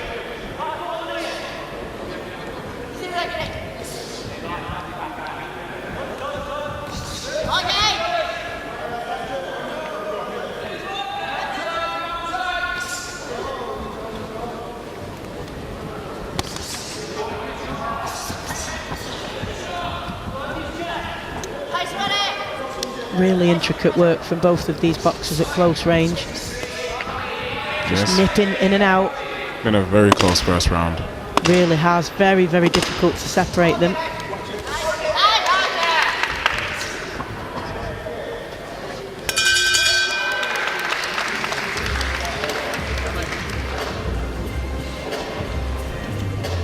Blistering speed from both of them. Really difficult to ascertain who's had the better of some of those exchanges, but a good position for England's Ellis TROWBRIDGE.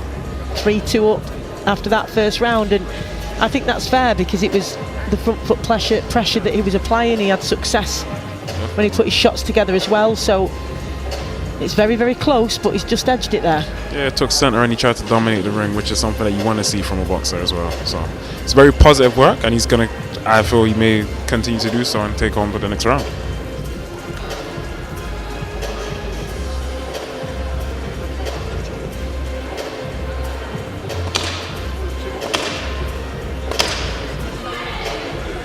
Second out. Round 2. Well, thoroughly enjoyable was that opening round, so more of the same on the way, no doubt.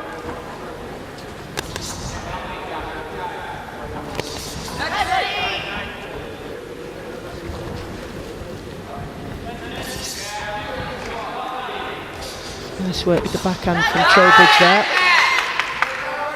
Huge support for MAKINO every time he lands. Big group of Japanese team behind us cheering him on.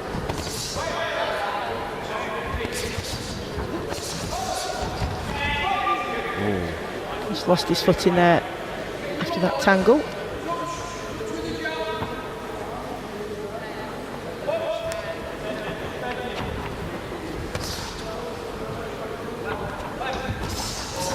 Oh, lovely shot. Very nice shot. Caught MAKINO coming in then, didn't he? And I think the work rate's been better from Trowbridge in both rounds so far. He is outworking MAKINO. Definitely. I think he's finding his groove a bit more. Like, you can definitely see that he's finding his groove a little bit more.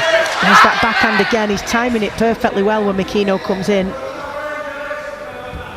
Really good work from Ellis, and again there it is, fires it in, really perfectly timed and placed, that backhand. And when it's tight again, like we've said before, that can be the difference. It'll be interesting to see how MAKINO can adjust.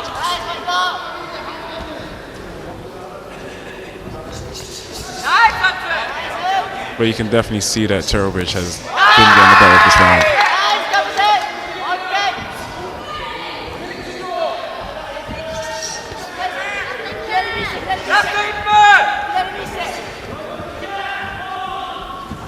Continuing to box on the back foot, MAKINO, and when he's tried to come forward and push Trowbridge back, he's just denied him that opportunity, which I think also impresses the judges in the fact that he's applying the front foot pressure, but also got the volume of shots. And if you also add in the effectiveness of that backhand, it's been a really good display by Trowbridge. And he's remained in control in this second round as well so far.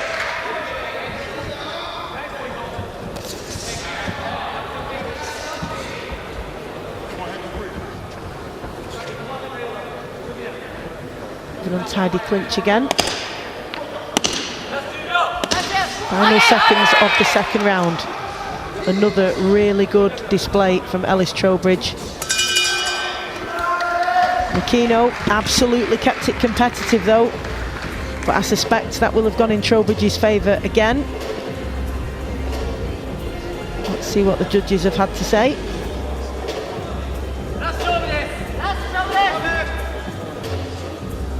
Yeah, 4-1.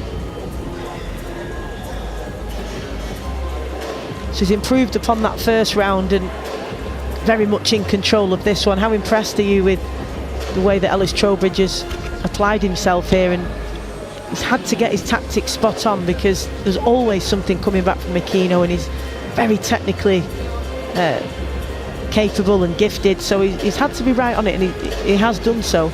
Definitely, it's put a smile on my face to see the way that Trowbridge is coming out, you know. Very good friend of mine. He's very composed, very sharp shots, very well placed, very well timed. He's doing an amazing job right now, and hopefully he can keep it up and take over this third round and then kind of put a distance between him and MAKINO, because they're both making this bout very, very competitive. Yeah, he's ahead on the card, so he just needs to manage this third and final round, and if he can do so, he's into the final. Has that wide base, does Trowbridge. And again, really, really effective. And he just takes that little step back and fires in that backhand, and MAKINO walking right onto it. The two just jockeying for position, just trying to tag one another. Yes, they definitely have kept this bout exciting, very exciting. It's been great to watch.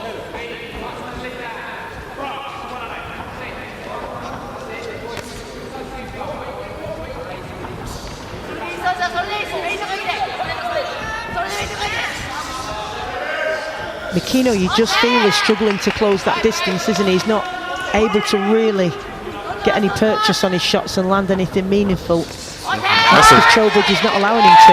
Yeah, that's a very difficult position to be in because a lot of boxers tend to get frustrated when they're in that position.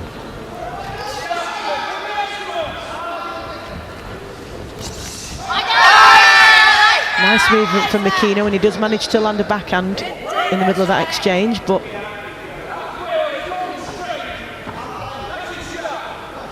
that's too little too late from the man from Japan in red. TROWBRIDGE of England in blue. Really impressive display from him so far.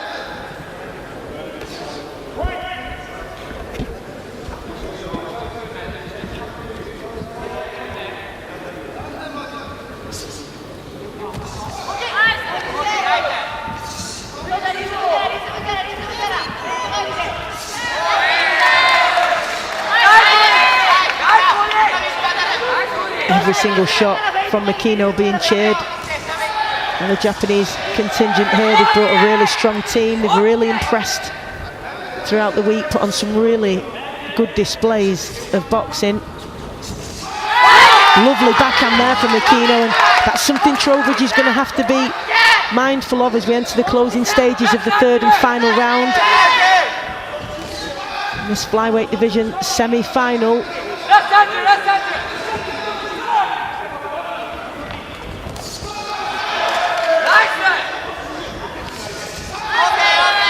Really good work from both boxers, and this has been a better round for MAKINO, this third round. Cam, would you say? Definitely, he's very well placed with that backhand. Maybe he just found his groove a little bit too late.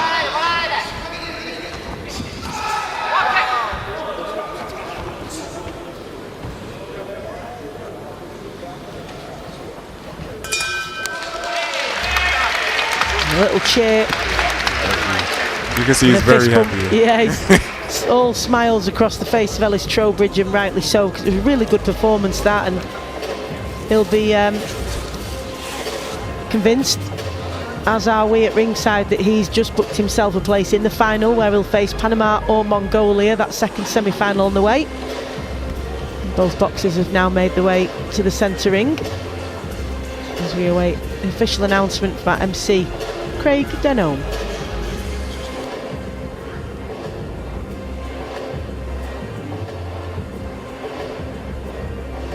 Okay, ladies and gentlemen, bout number 62.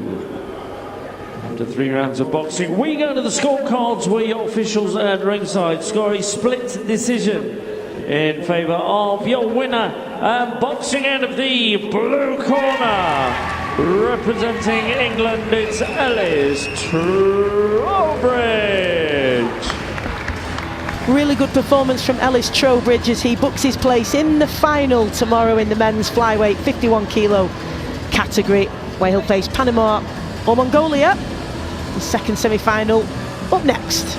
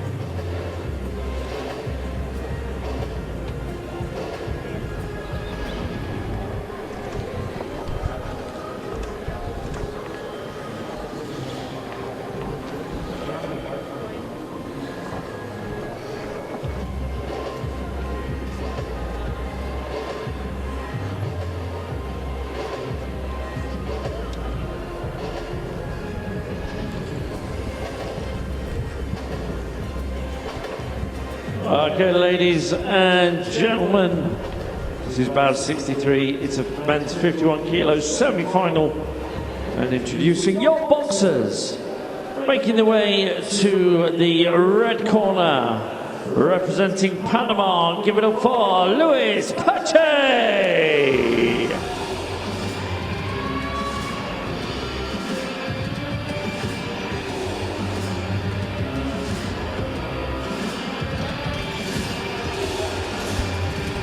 Luis PACHAY from Panama beat Welshman Scott Richards in the quarter-final to book his place here in semi-finals days. Had 4 fights as a professional as well. 3 wins, 1 defeat, his record as a pro. So one of those who's done the crossover, but here he is in the amateurs at world-class level in the semi-finals of the World Boxing Cup Finals. Mongolia, give it up for Battulga, ALDARKHISHIG.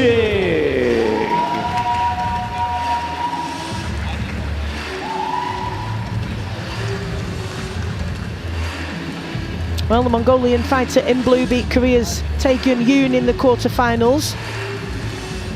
Earned himself a bronze at the boxing event in Mongolia in September. Southpaw fighter in blue. Ladies and gentlemen, the winner of this, of course, will face Ellis, who you've just seen in action, the England boxer, in tomorrow's final. Judge 2 representing Germany. Judge 3 representing Japan. Judge 4 representing World Boxing. And Judge 5 representing World Boxing. Your referee representing Great Britain, Mr. Stuart Mann.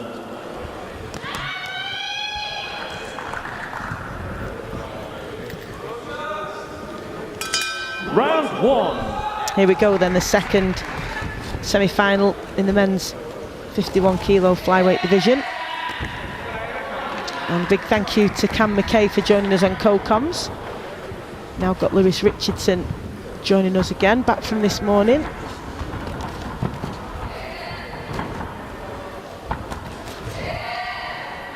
Another really exciting matchup, this one, as is often the case at these lower weights.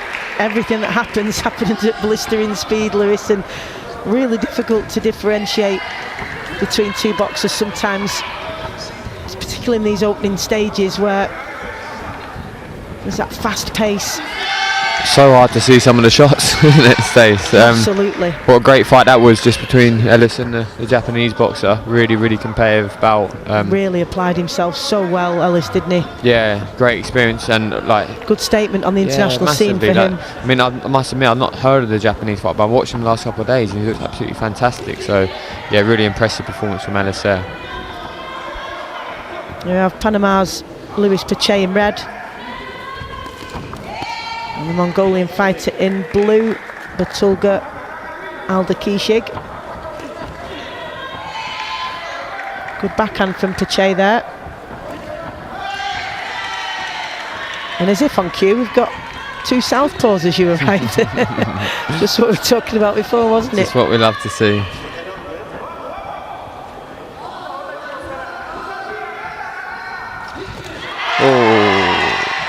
Those are the shots that can make the difference in these close encounters, aren't they? Just sometimes find the edge with those eye-catching shots. You will have heard us say that again and again, but it's because it's true. And if you're a judge who's not quite sure, those big shots can sway it in your favour one way or another. Definitely. The eye catchers, you know, especially when rounds are close like this, 1 or 2 eye catchers can really secure the round for you. Got good movement on Mongolian, just not really doing much. You know, he's moving well, but not really coming back with too much. But negating his opponent's work, yeah, nice. That was better. You're in and out with it. They both settled fairly quickly here, though, because it started at a frenetic pace, as it often does. But they have settled into their rhythms quite quickly here as we enter the last 30 seconds of this opening round, and both a little bit more measured now, changing stance, trying different approaches, just to try and find a way through.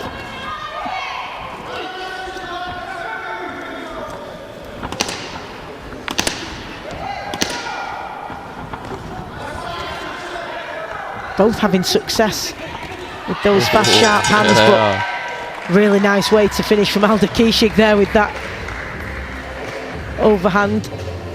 The backhand just finding a home on the right on the chin of PACHAY. Took it well. Luckily had his feet beneath him, but it'll be interesting to see how the judges have this one. 5-0, maybe they preferred the, you know, the movement and the in and out fighting style of the Mongolian. And it is incredibly difficult to choose between them, and those margins, although all 5 judges have gone in favour, the margins are tight, aren't they? It's and we've seen this, we've seen a clean sweep, judges giving it in one boxer's favour in the first round, and it's changed in the second. That's how close it can be, that you just make tiny adjustments and you can get the nod in the next round. There's not often a gulf in difference, is there? So let's see if PACHAY can make the necessary adjustments to try and get the second round under his belt. But it's a good start from ALDARKHISHIG. Round 2 of Mongolia in blue.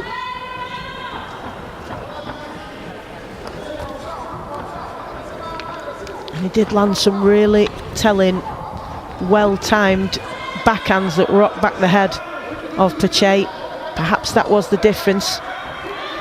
His ringmanship also. He does appear to be the one in control of proceedings here. PACHAY just trying to trigger ALDARKHISHIG, and again finishes the exchange, the Mongolian. Good jab there from both, but the Mongolians had a bit more intent in it. Really rocked the head back.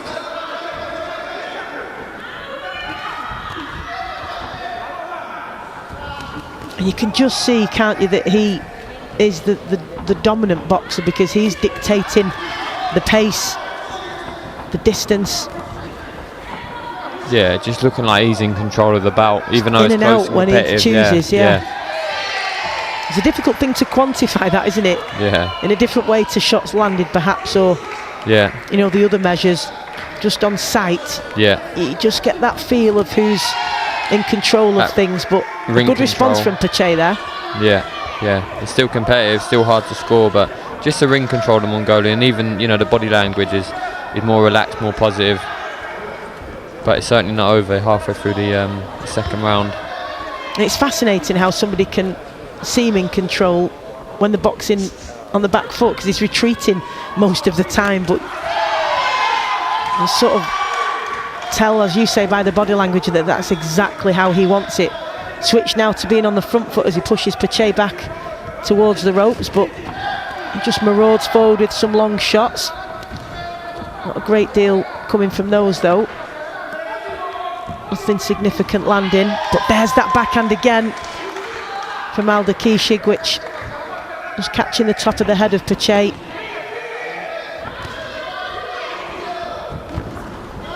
And again, and several of those each round, Lewis, can really be the difference, can't they? He's put his marker down. Yeah, definitely. Built on that first round, and looking in control, albeit very competitive still, but looking like he's the one in the driving seat.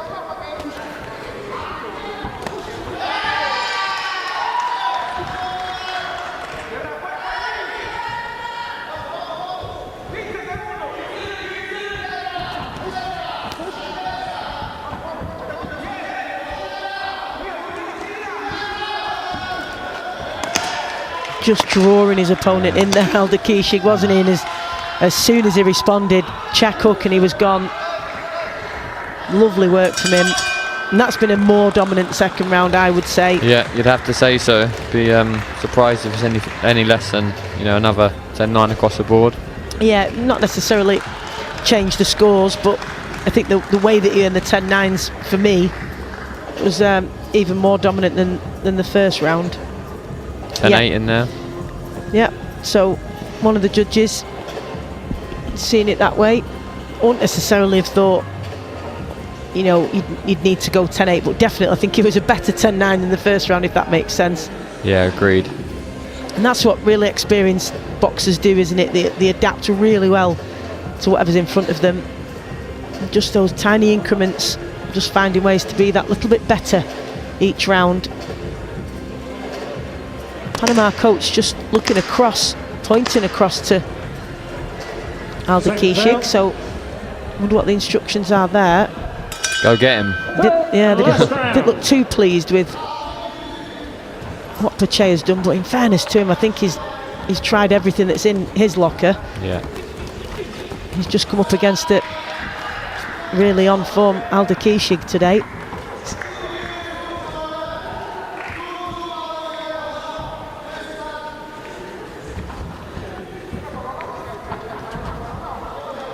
Just trying to edge forward PACHAY. And setting himself a solid base with which to launch an attack, but just being nullified by this constant movement and footwork from ALDARKHISHIG. It's proven really effective. Really nice to see, you know, when they're sort of switching and nice and relaxed and comfortable and in control. A lot easier said than, well, a lot harder than it looks. But always helps when you've got a, you know, a convincing lead. Whoa, beautiful Lovely shot. backhand again there. And you're quite right about that, because often what's a sign of somebody being exceptional at something is that they make it look really easy. Yeah. It's usually an indication of just how good they are. That's exactly what ALDARKHISHIG is doing here.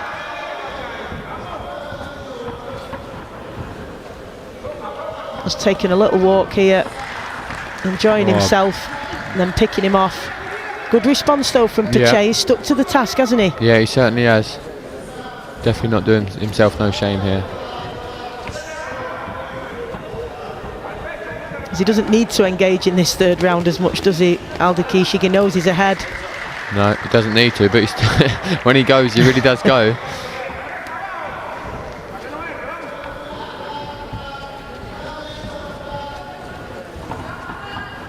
Just making PACHAY chase him. Beautiful.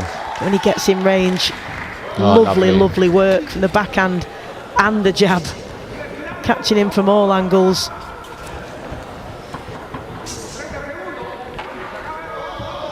And he really is picking and choosing when he engages here, isn't he? Because he can, and really quick feet.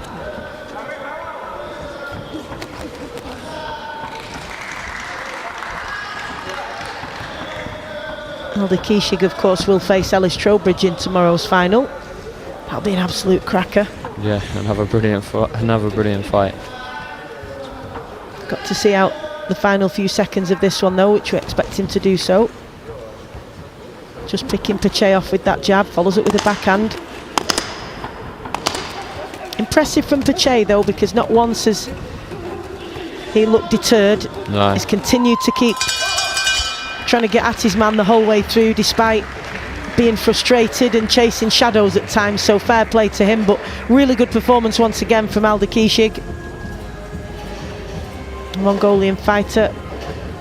He did get bronze at the boxing event in Mongolia in September, so he's gone one better already.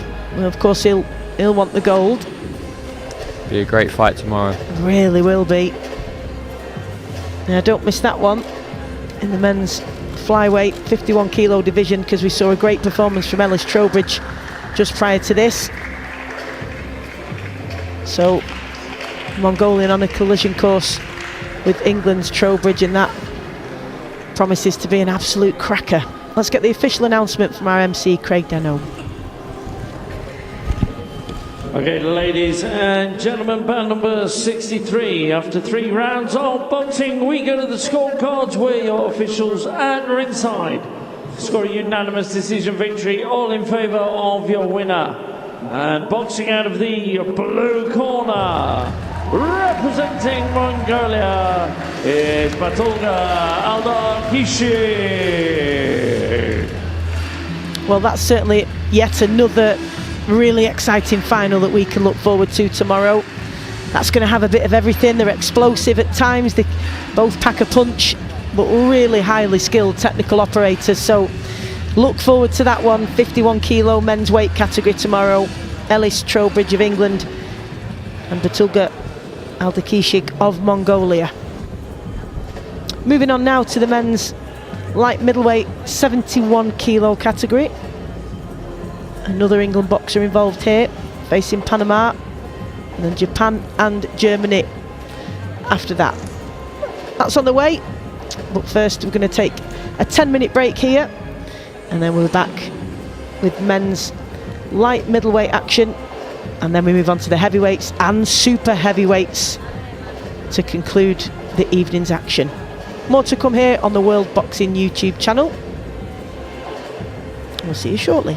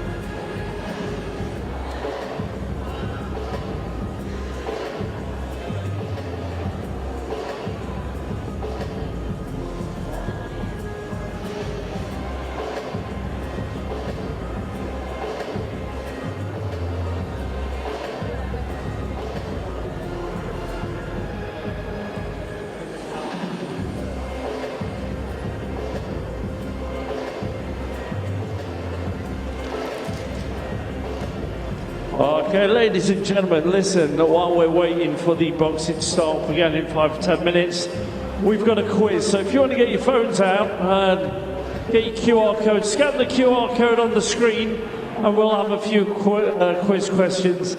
He's fast his finger first, but let's all scan that QR code, and we can do a quiz. So. Come on, get your phones out, guys. Everyone always sits there with the phones. Now you can put them to good use and we can have a bit of fun while we're doing it. So scan the QR code on the big screen and let's register for the quiz. It'll take you to an app and there's a few choices. And I think we're looking at join the quiz.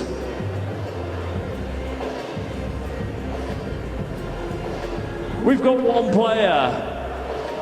That's Smithers. Fantastic. CMP well in there.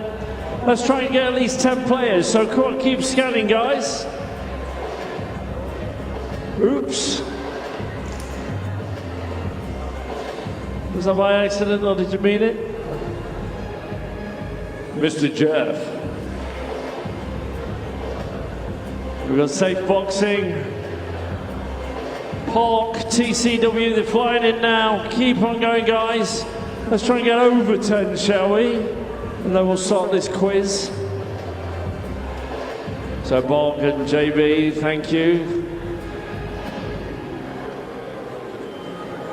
Mr. Hunt, Izzy, TW, Mark, fantastic.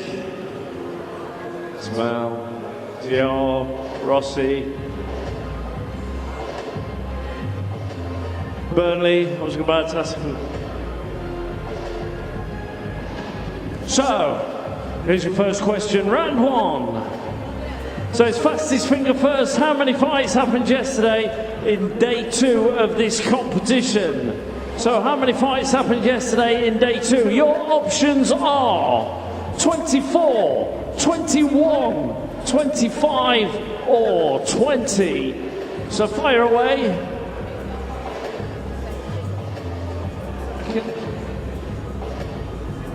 So 5 of you think 24, 6 think 21, 3 think 25 and 2 think 20. I think I know the answer and I was right. It's number 20, it's number, 24. So well done 5 of you.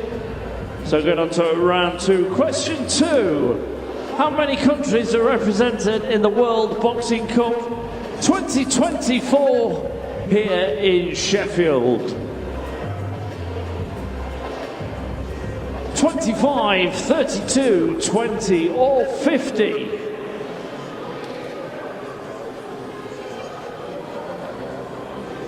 And we've got answers. 7 of you think 20, 32 think, 8 think 32.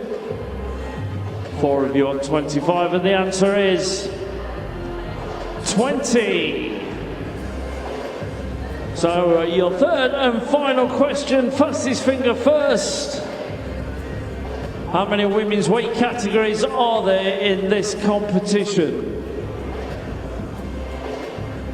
How many women's weight categories are there in this competition? 6, 5, 4 or 8?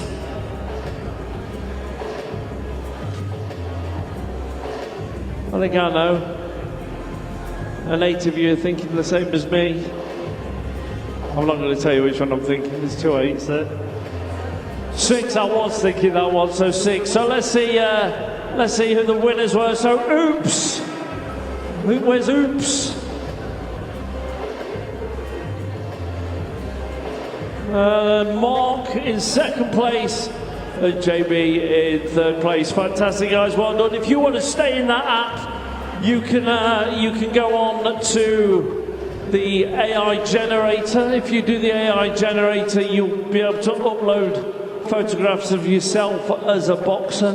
So you take a selfie, and then the AI generator, once you've chose the red or blue colour, will generate a picture of yourself as a boxer. We can get them up on the screen. So have a go at that, and we might, if we've got any time, we might have a bit of the fan cam, and that turns your camera into a camera on the big screen. So there's me in the bottom right corner.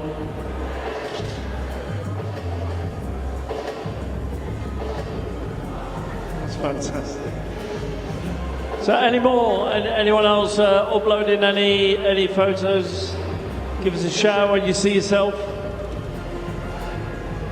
So we've got 1 minute to get back to the boxing, so we're just waiting for the officials to go ringside. So thank you very much for partaking in that quiz.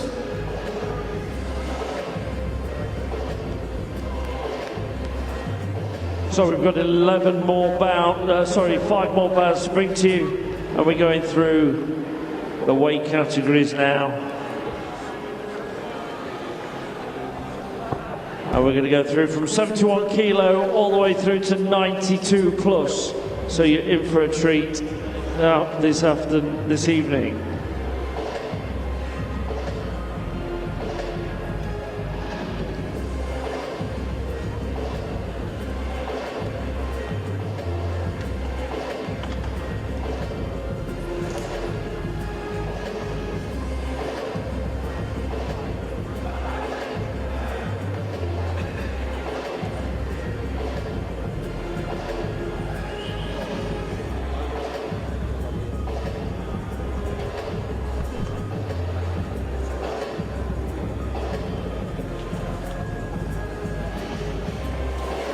Okay, ladies and gentlemen, this is band number 64. It's a men's 71 kilo semi-final. And introducing your red corner, representing England, give it up for Odel KAMARA!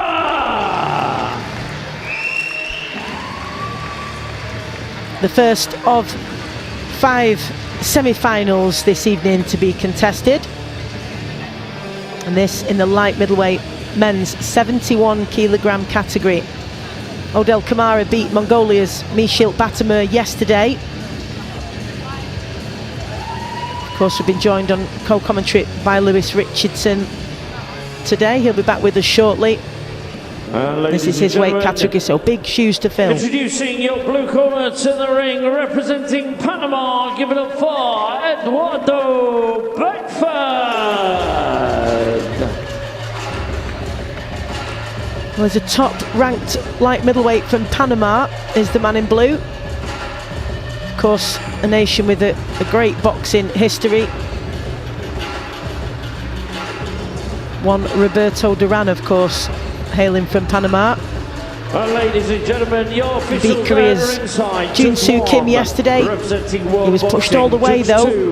He was deducted a point for use of the head. He was pretty tired by the end of it. He won by split decision.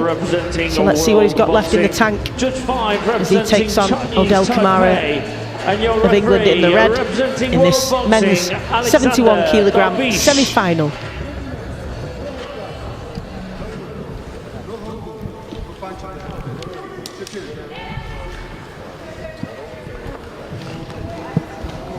Just talking about you, of course, Lewis, given this weight category, but really interesting routes to the semi-final for these two. KAMARA of England in red, BECKFORD of Panama in blue. Really different contests to get here. Very different types of boxers, and it'd be interesting to see who prevails here. Oh, what an uppercut there. That's so something you seldom see, isn't it, in the amateur code, certainly, anyway, but wow. Perfectly well timed. Especially like less than, what, 15 seconds into the round, throwing uppercuts like that. It's a beautiful shot. No messing. Very, very explosive, like he did yesterday, Odel. So, you know, good positive start. And by having that positive start, it gets the judges looking at you rather than, you know, looking at your opponent. So they're watching what you do offensively. Great point. Well, he's certainly laid a marker down there, hasn't he? Really effective, that uppercut. He used it to the body this time, slamming it right into the midriff of the oncoming Panamanian man in blue. And I tell you what, really powerful shots these from KAMARA. He's got that build, hasn't he, that lends itself, and it's peculiar in boxing how it's not always the case, is it? We've all seen built-up bodies who just don't seem to possess that power, but he does. Yeah, certainly. You know, he's quite short for the weight, you'd have to say, but what he lacks for in height, he makes up in speed and, you know, explosiveness. He closes the gap really, really quickly. And we saw there the distance with which he launched that attack. He was very quickly in range, wasn't he? And stabbing out that jab right into the face of BECKFORD. And it can be really difficult, that, because he's going to respect that power, isn't he? And as you say, when they close the distance that quickly, it makes you tentative about launching your own attacks.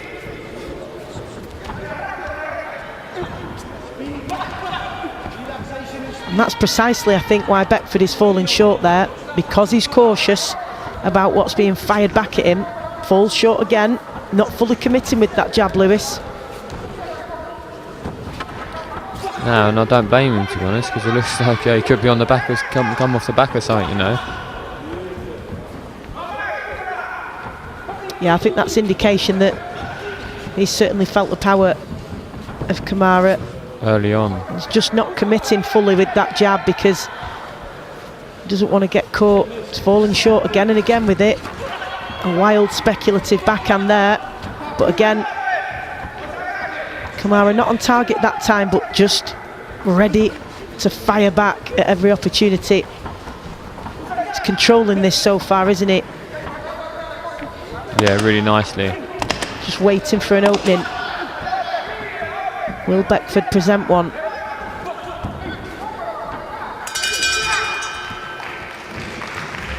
a smile of acknowledgement, mutual respect for one another, but really good opening round I felt there for KAMARA. How the judges had it, we shall see. Yes, all in favour. So all the judges in agreement. Really, really good opening round, and as you say, I think the real eye-catching shot was that uppercut right at the beginning, which we're going to see here. Just walks him onto it, doesn't it? And just that beautiful timing of just taking that little step back, which you'll see here on your screen. Step back and then bam. Shot. Now he did get deducted a point yesterday, Beckford, for use of the head. He does come in with his head low sometimes, so perhaps that's something that KAMARA's actively looking for and expecting. Yeah. And rather than just being cautious about it, you know, for cuts and the like, actually using it against him. Yeah, to react. And it stops him from doing that then. Seconds out. Makes Beckford think twice about coming in, you know, quickly with his head. Round 2.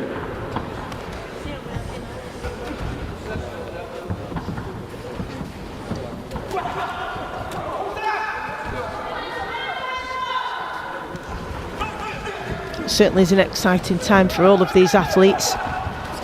Particularly, you have to say, the home nations who are looking forward to a World Championships in Liverpool next September. So all of this is part of building towards the majors, of which that will be one. And what an opportunity to showcase everything that they've been working hard on in the gym here in Sheffield for friends and family and boxing fans alike. Great opportunity, great for the sport as well, Lewis, to have that showcase. Yeah, definitely great for British fans, you know, to be hosting a World Boxing Championships. A long time since that would have ever happened. So great for future generation, you know, coming through to be inspired by something of such, you know, big event. And hosted by a great fighting city as well. Lots and lots of gyms in the Merseyside area, and they've produced many champions, both amateur and professional. What do you make of this second round? Do you think Beckford's made some adjustments here? Yeah, I'd say he has made some adjustments, but if anything, it's adjustments to not get hit quite as much rather than land anything on Odel. So I agree. Odel still looks like he's controlling the round and still winning the round. There's not as much, you know, being landed, but yeah, as we see, a nice lead down landed there from Odel, but he looks to be in control and winning the round for me. I think when you eat a big uppercut like that in the opening 15 seconds, it probably does register, doesn't it, and affects your approach to follow. Just stalking his man now, and he's shown in this KAMARA that in the first round he tended to be on the back foot more, and he was just leading Beckford onto shots. Now he's applying a bit of front foot pressure as well, and it's good to show the judges you've got it all in your arsenal. 100%. It shows that you're in control of the bout. It's on your terms.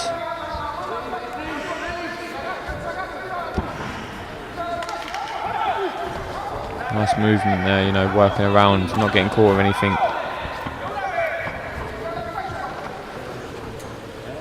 So quick how he covers that distance from right here to having that jab right in your face. It's just a split second, but also manages to do it not recklessly. You know, he's not lunging in, is he, wild. It's really controlled and precise. Really good work from KAMARA. He's controlled every aspect of this second round as well, although showed a little bit more of what's in his locker. Going on the front foot sometimes as well, and again, fully in control. Really impressive from the Englishman.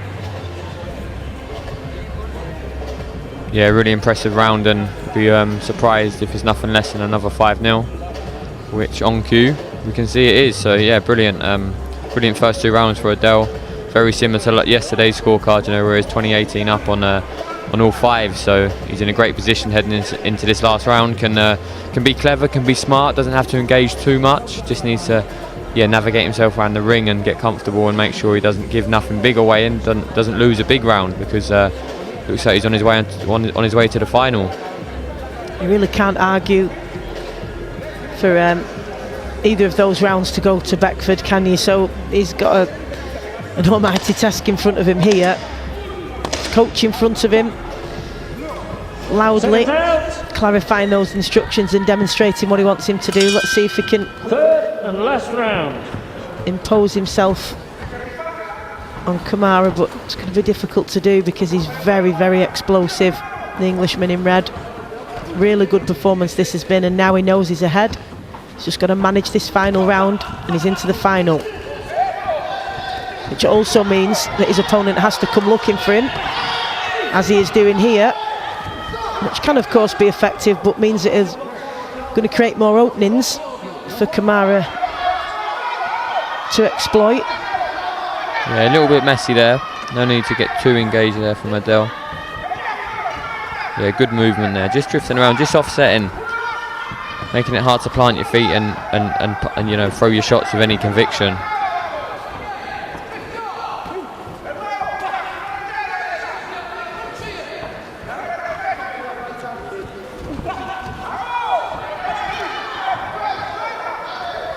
Things with KAMARA, he can wait and let you go first and counter, but if you wait too long, he'll just catch you anyway. He can do a bit of both. Really impressive. Beckford unable to pin him in the corner. KAMARA fires back another uppercut in amongst that flurry.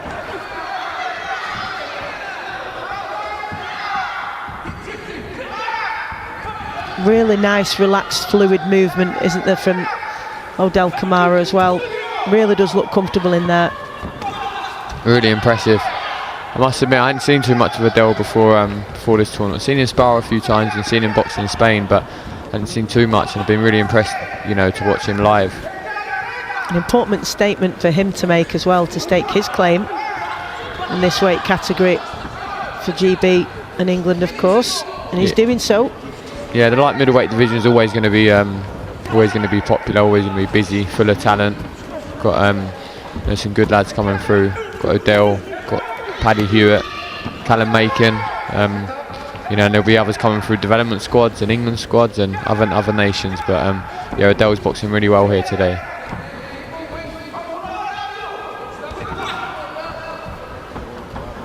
And he didn't Beckford yesterday. It was, lovely what a backhand. Gum shield came out then, I think.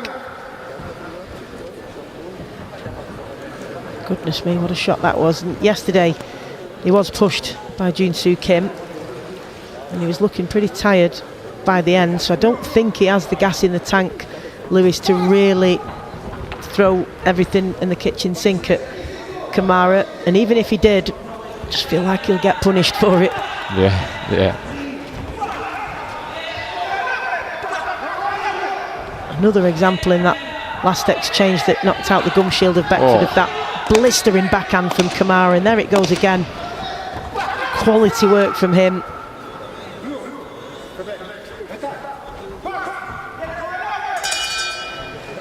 Really impressive. Really it's going to be a clean sweep for him, that, and rightly so. Just superbly dominant and controlled, and all the while looked really comfortable doing it every round. Yeah, really impressive performance there from Odel. Look forward to watching him again tomorrow in the final.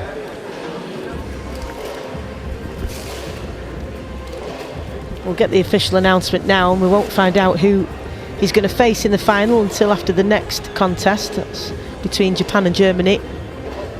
But he will see his hand raised in this one, and rightly so. Really good performance from Odel KAMARA against Panama's Eduardo Beckford. Okay, ladies and gentlemen, bout number 64.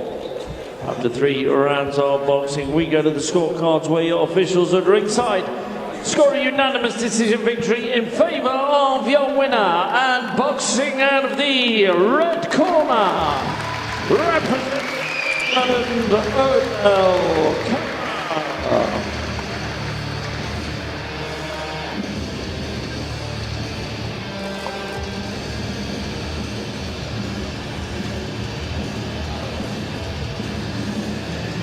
Well, we've got the second men's 71 kilo semi-final on the way, contested between Japan and Germany.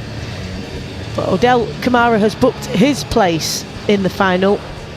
That's another Home Nations boxer through. Of course, we had Vivien Parsons earlier, the women's 57 kilo, and Ellis Trowbridge in the men's flyweight 51 kilo as well, so lots of home action to look forward to tomorrow, and a really impressive display from Odel KAMARA. Has a little bit of everything, fleet-footed, good reactions, blistering power and hand speed as well, closes the distance well. He's going to be difficult to beat, but the men tasked with just that, hailing from Japan and Germany, are up next in the men's semi-finals, 71 kilo category. Of course, after that, we're into the heavyweights and super heavyweights. Yeah, anything can happen, don't go anywhere.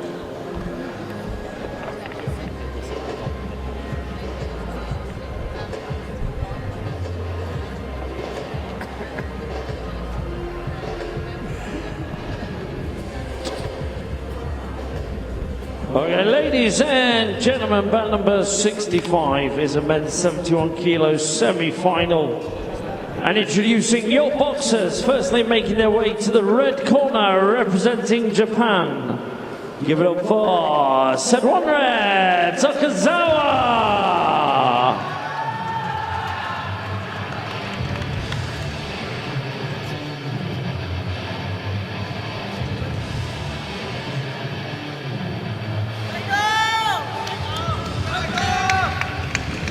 Big cheer for Okazawa of Japan in red, making his way to the ring. Ghanaian father, Japanese mother. Boxed at the Paris Olympics in the summer and was beaten in the round of 16. Was world champion in 2021 in a lower weight category. Asian Games champion in 2022 and overcame China's Yesugen yesterday. Facing Germany today. Energetic entrance into the ring for him. Making his way to the blue corner, representing Germany. Give it up for Magomed Sheffield.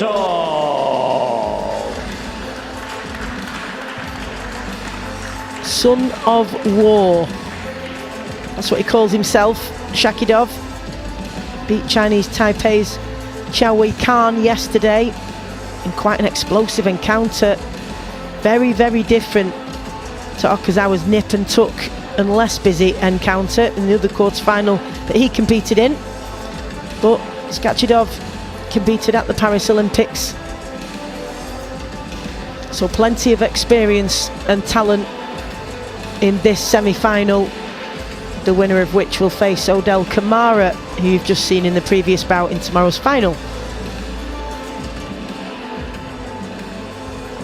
Ladies and gentlemen, your officials are inside. Judge 1 representing World Boxing, Judge 2 representing World Boxing, Judge 3 representing World Boxing, Judge 4 representing Finland, Judge 5 representing World Boxing, and your referee representing World Boxing, Mr. Thomas Nelson.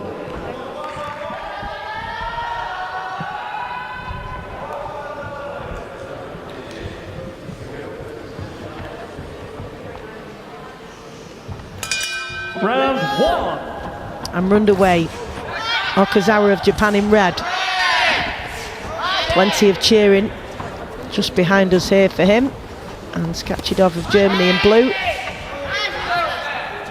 I was just saying, Lewis, loads of experience these two bring to the ring and a lot of talent, so expecting a close affair here. Yeah, really looking forward to this one. Two Olympians who are at my weight in Paris, so you know I could have easily boxed either of these two at the games. You know, if the draw would have went our way. The Japanese was on my side of the draw. Got beat by the Jordanian, who I then boxed in the quarterfinals. So high level bout here. Looking forward to watching this one. I think the Japanese just start a little bit faster, the two. Hand speed, I think, is a problem for the German at the moment. Just qualifying for an Olympics is a remarkable achievement. Of course, as you've just mentioned, he's been in the round of 16. Has been a world champion back in 2021 and Asian Games champion, so again, lots of pedigree. And just the experience gained of reaching an Olympics, let alone competing once you get there, is incredible experience to have as an athlete and as a human being. But both of these now just trying to get the better of one another and exchanging lots of smiles in there. That's the style of the Japanese. The Germans not so smiley usually, but yeah, a little bit of gamesmanship going on.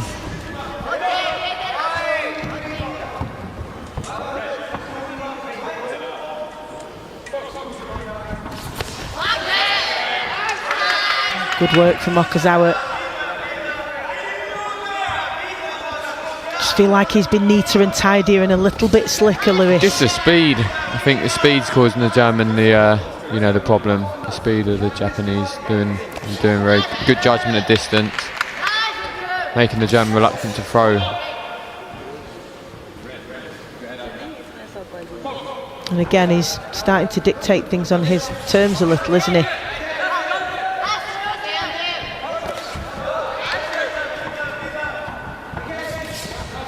Just drawing Skachidov onto shots and catching him and moving off.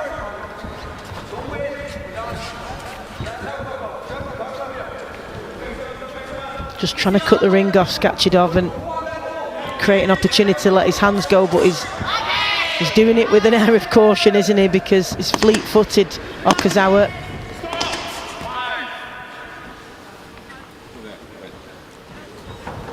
Just a lace on the right boot. It's good. A little bit of music as the coach I think does his lace. The round's done. It's not. There we go. Will be soon. It'd be great if that happened every time you bent down to tie your laces, wouldn't it? It was just a little bit of music to accompany it. Well, we think that the Japanese boxer in red has edged this one. Let's see how the judges had it. Yep. Have indeed. And you can see why. Yeah, definitely. Competitive round, but Japanese taking full control.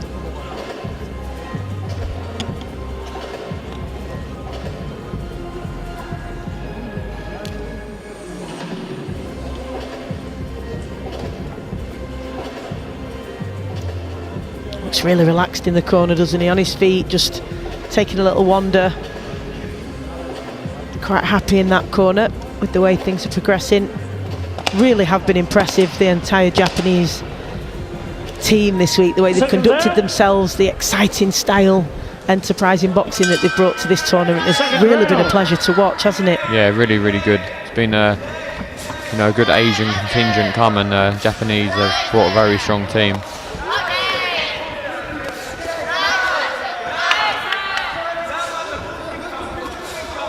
Some heavy artillery going in from both of these now and trading at close quarters, but again Okazawa getting the better of those exchanges. Skachidov just trying to apply the pressure.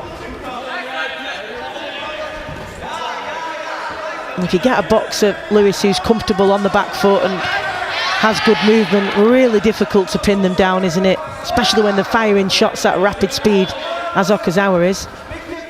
Yeah, really difficult. I'll be honest with you, Stacey. So I don't look at my draw sheets. I didn't look at my draw sheets for the Olympic Games, and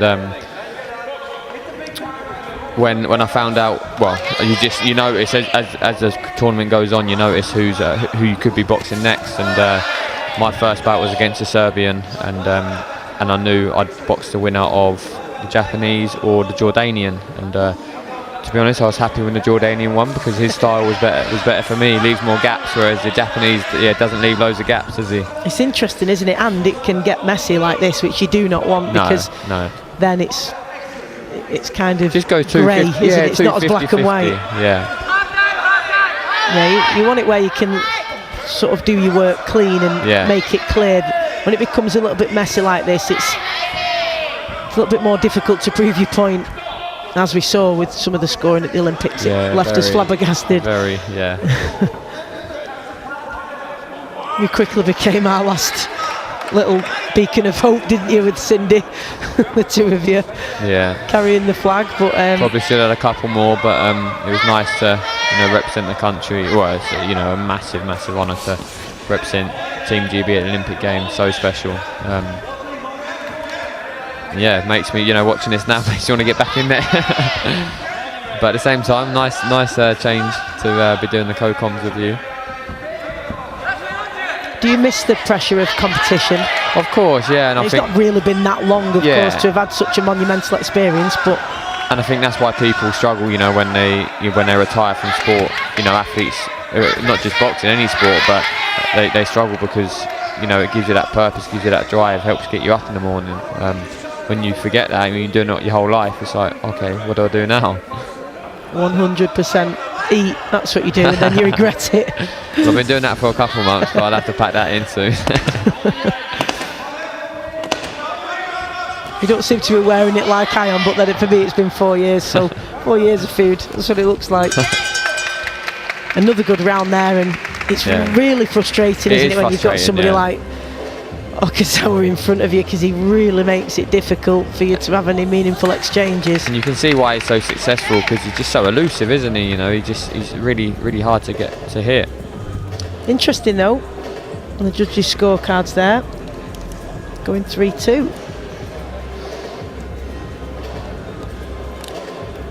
Showing up as a point deduction there. And we had this in the previous one, didn't we? That well, in one of the bouts this morning. This is it here.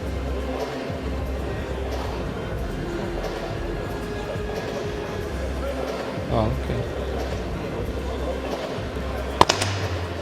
Ah, there we go. Yeah, it was there. Quite quick, wasn't it? Yeah. No, it was there.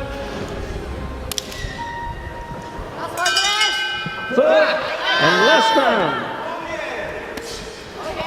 Third round then. He's going to have to throw everything at him, Skachidov, and he is. Since he goes by Son of War, you imagine that's exactly what he wants, and he's probably been frustrated that he hasn't been able to go to war with him, and that's precisely what he's going to try and impose upon the Japanese fighter now. Not happy with that, Okazawa. Just giving the referee a nod to say, I'm fine. Oh, good shot again. Nice backhand again from Skachidov. And again, finding his way through with this backhand now. Okazawa's got to switch on here defensively.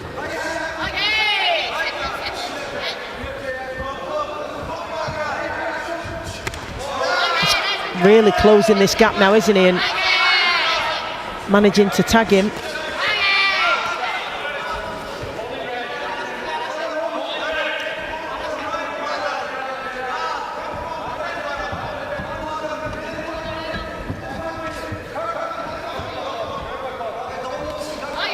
Just edging towards him, trying to cut that ring off, and he stuck his glove in the air, Okazawa, but shipped a shot at the same time.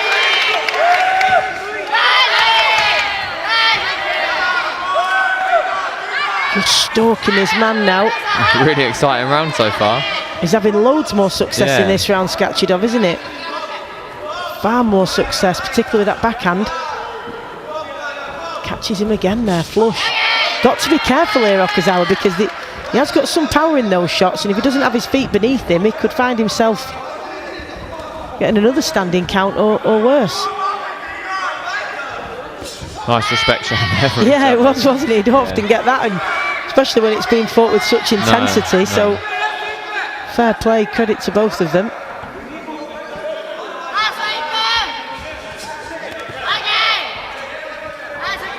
Really good round this for Skachidov, who's just relentless with this pressure, and Okazawa got his work cut out, just keeping him off him. That's better from the Japanese fighter though. In and out, but again. Yeah, that backhand's finding him really well.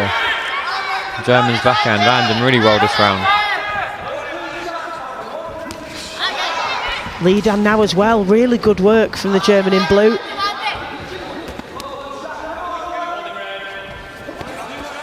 Has he got his number? Closing seconds of this third and final round.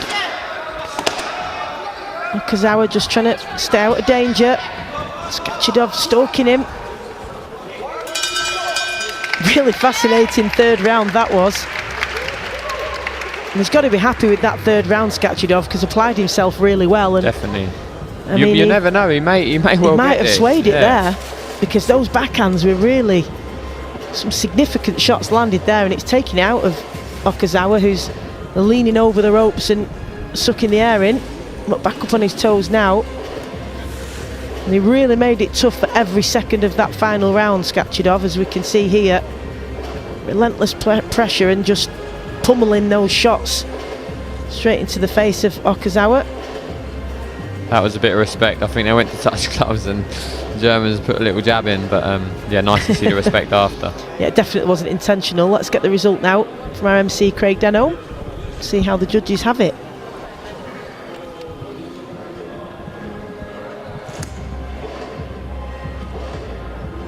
Okay, ladies and gentlemen, bout number 65. After 3 rounds of boxing, we go to the scorecards, where your officials at ringside score a split decision in favour of your winner. Boxing out of the red corner, representing Japan, it's Okazawa.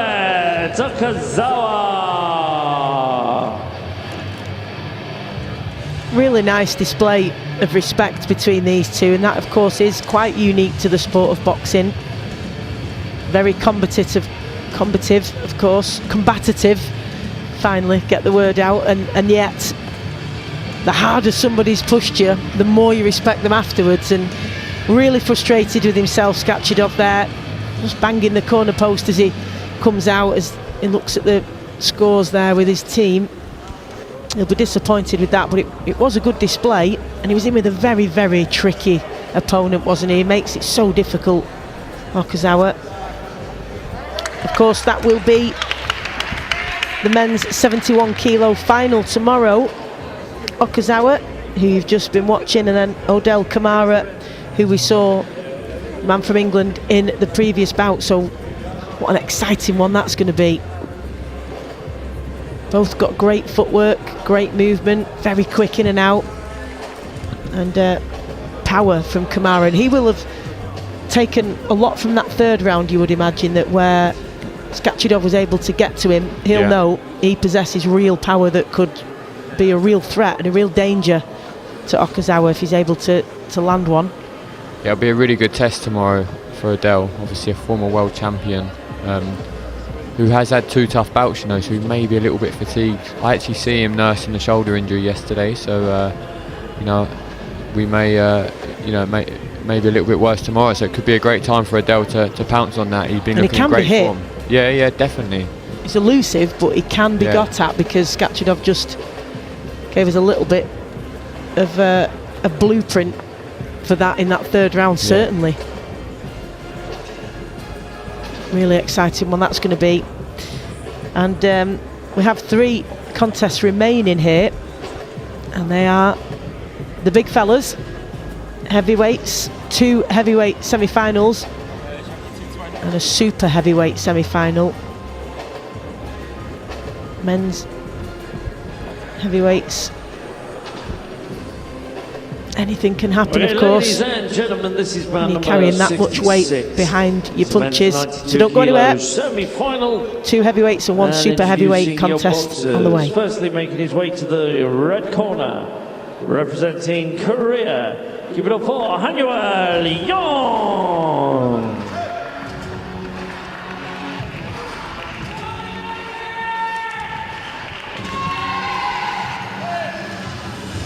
So both in the same position, in that haven't had the opportunity to compete yet this week, as they got a bye straight to this semi-final, and England's Isaac Oko got a bye straight to the final, so he awaits the winner of this one in the heavyweight final tomorrow. Neither of these have had the time to get the first one under the belt. And ladies and gentlemen, making his way to the ring, your blue corner, representing Italy, give it up for Andrea Bertoni.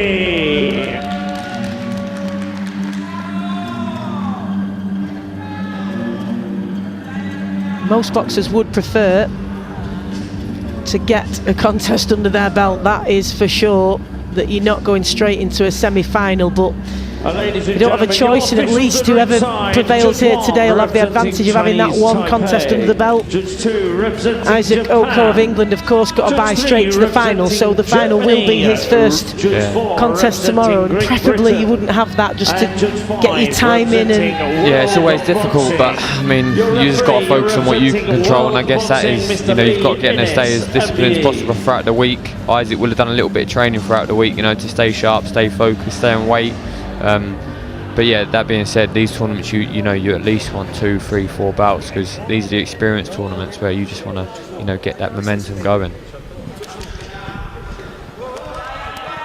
so Andrea Bertoni of Italy in blue, Hanwell Young of Korea in red. This will be the only semi-final in this category today, of course, and as I mentioned before, England's Isaac Oko awaits the winner in tomorrow's final.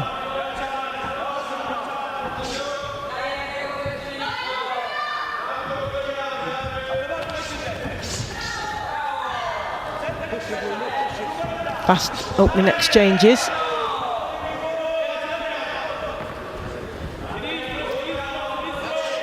Young finding himself just with his back against the ropes and having to fight off the back foot. And the advancing Bertoni pushing him back.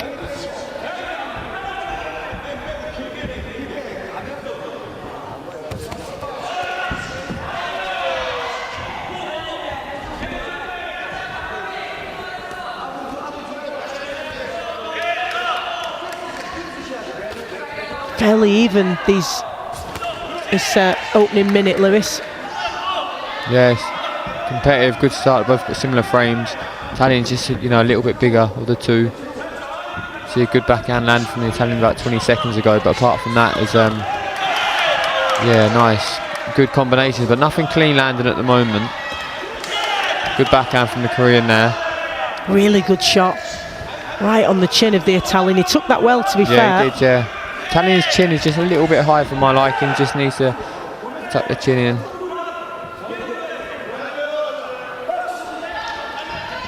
Watching these referees like a hawk now, just in case there's a point again, because it was that rapid in the last one. It was easy to miss, but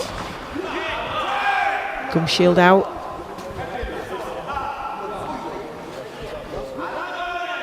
He looked annoyed with that, Bertoni.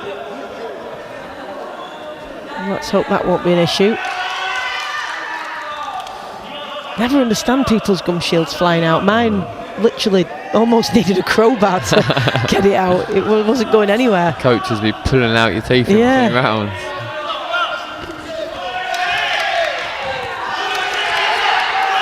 Good work with that backhand there from Young.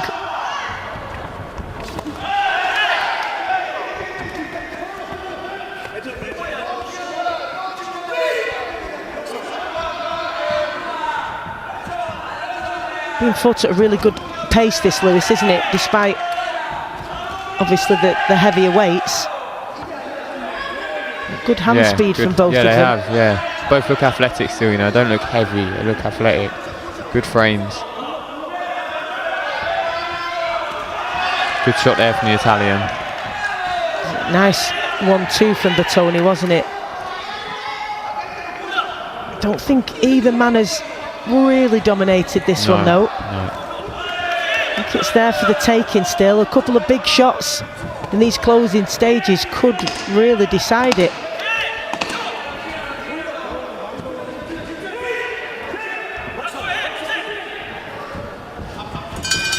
Neither of them having the chance to land it, though. It was a good first round. That was really entertaining, wasn't it? As you say, they're both very athletic. They're not sluggish or... Let's see, 4-1 in favour of Bertoni then.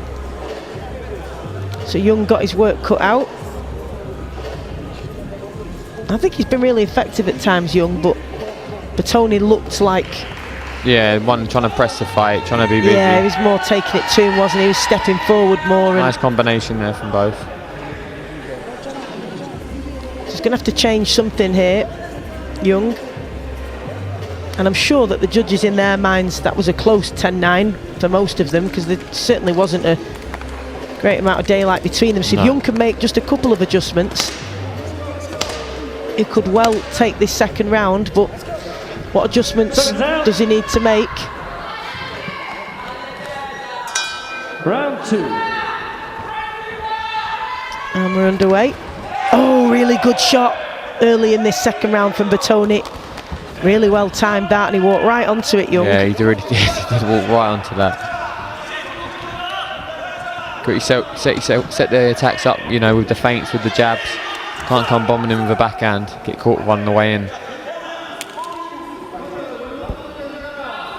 He's remarked on that a couple of times, Battoni, around the back of the head shots that he's alleging are coming from Young. Oh, good shot from Young though as well. Not afraid to load up.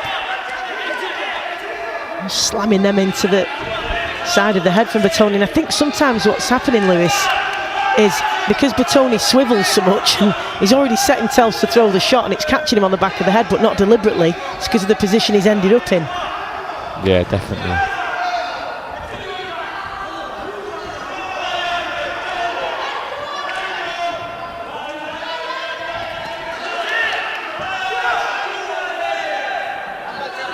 Another competitive round so far, though. It's hard to, nothing dominant at the moment. A word from the referee on those shots around the back of the head there. Have to keep our eye on that, because that's the second word he's had. But Battoni firing some big shots there, and it did stiffen the legs a little bit there of Young. Perhaps because he was just slightly off balance, but he really felt those ones. Plenty of firepower coming from Battoni, and certainly in terms of power shots, he's been dominant in the opening round, and he's brought that through to the second round, because other aspects and elements perhaps nip and tuck, but the power shots, he's had the best of it. Young doing all he can though to muster his own attacks, and he looks like he possesses a good bit of power as well. It's more that slamming type power of his though, isn't it, whereas Battoni's is more that sharp. Yeah, a little bit more fluid, a bit more speed about it. Oh, land a nice backhand there, Korean, right in view for us. Good jab again, exchange from both.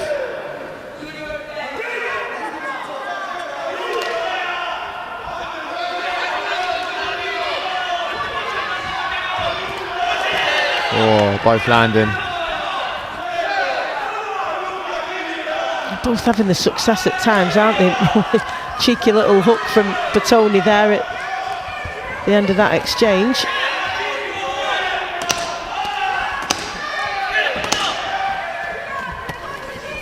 Nice defensive manoeuvres from Young, with his back against the ropes. You feel that Battoni is going to have taken that round as well, just purely based on those power shots. There was a sequence in the middle part of that round there where he just couldn't miss with that backhand. Oh, it's difficult. Whoa, he's done well. He's 3-2 up, yeah. So he's 2-0 up on 3 of the cards. Really passionate instructions coming from his Italian coach there. Survive. No, he was in a great position going into this third and final round. Very close round, that one. 3-2 is probably about right. Could have went either way. We've seen an example of some of these powerful shots here, which surely is the biggest difference between the two, because Young has boxed really well at times and he's had his own success, but the powerful, significant shots have come from the man in blue, Italy's Andrea Battoni. Third and last round. But Young wastes no time in setting about the Italian. Straight in there, putting a combination together and catching him with that flailing lead hand. Ships a backhand though for his troubles.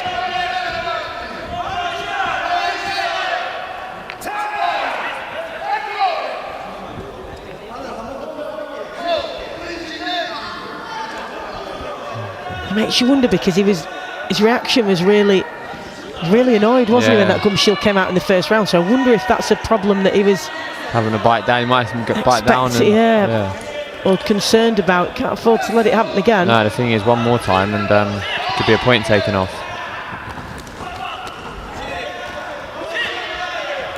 Oh. Really good shot from Young, finishing that exchange with the lead hand. Catches him with the jab coming in again.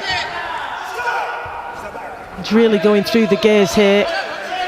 The man in red from Korea. He's trying to throw everything that he can at Bertoni. Nice shot to the body.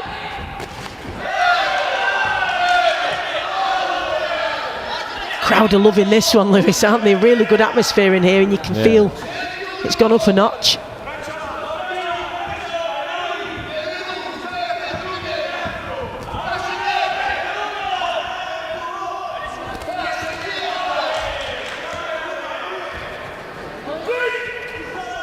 He's going to make the most of every second of this round, has Young.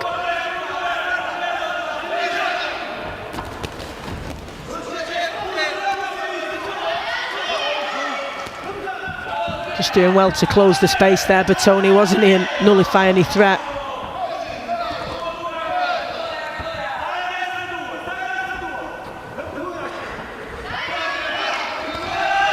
Just a little standoff there momentarily. Both ready to pounce. Neither finding a clean route through, though.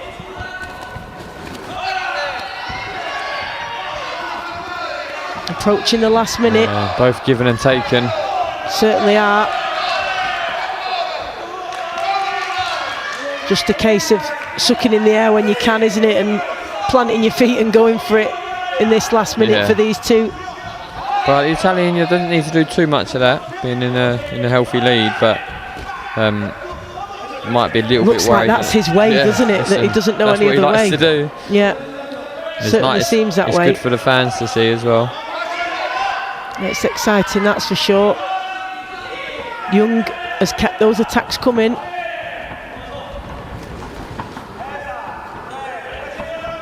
Oh! There he goes again, goodness me. That was a brilliant shot. I thought that might have took a count then. Yeah. Seen them given for far less today, haven't we? Oh. Oh dear.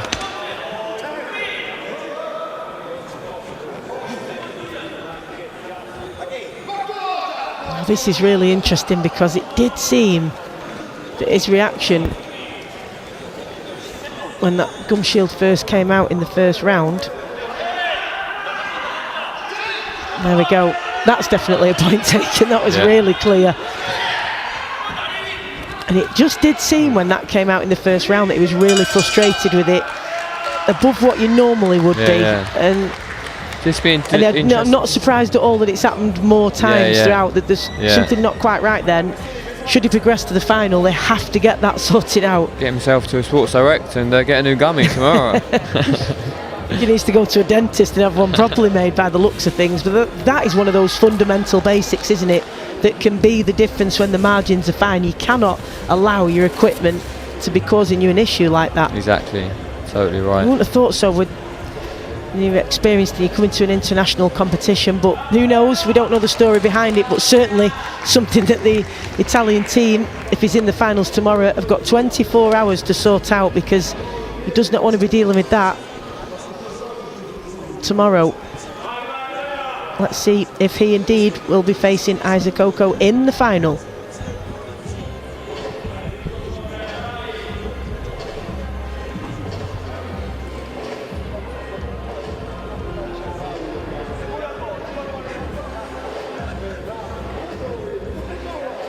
Okay, ladies and gentlemen, bout number 66. After 3 rounds of boxing, we go to the scorecard. We officials and ringside score a split decision in favour of your winner. And boxing out of the red corner, representing Korea, Hsiao-Wen.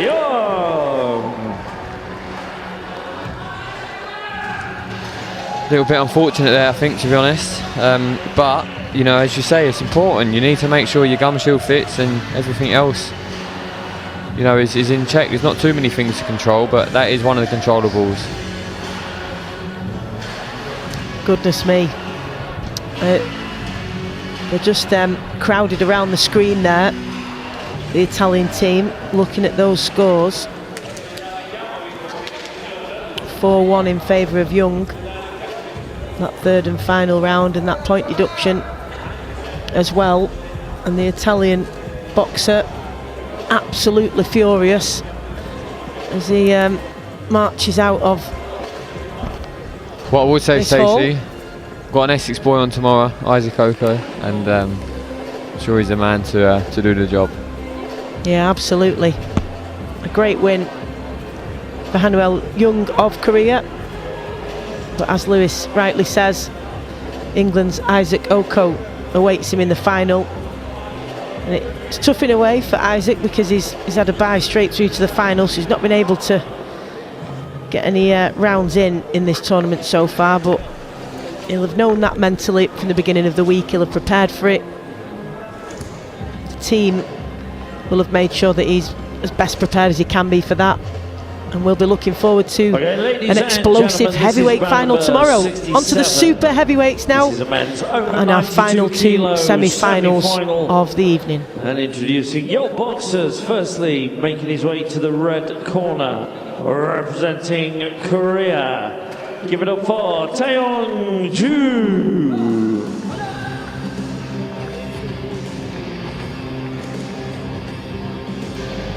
Well, they've just seen the Korean heavyweight book his place in the final. Can Korea's super heavyweight follow suit? There will be two super heavyweight semi-finals this evening. This is the first of them, contested between Korea and Brazil.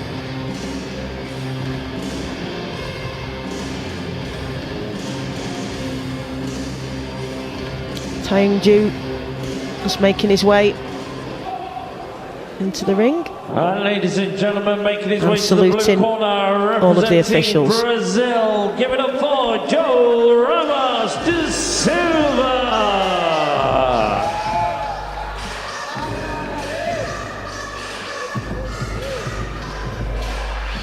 Another nation that have enjoyed great success here, of course. We saw CERQUEIRA ROMEU making the final for Brazil this evening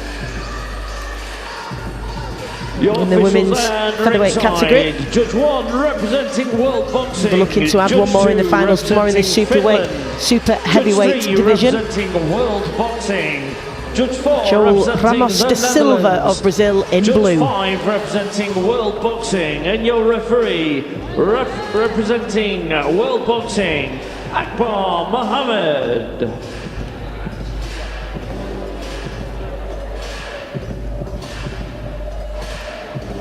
Ramos de Silva of Brazil in blue. Taeyong-ju of Korea in red. Super heavyweight semi-final. Round 1.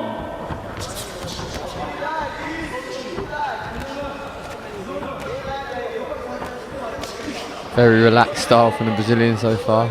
So he's got a good judgment of distance. Oh, gets caught with a big backhand, looping backhand from the Korean though. He wants to stay careful, not be too relaxed. Just switched his stance already, Ramos de Silva. From southpaw to orthodox. Real poker face though, because he's taken those shots and not even winced a little bit, not giving anything away. Looks like he is going to predominantly be orthodox. Perhaps he just started southpaw just to throw the Korean a little bit.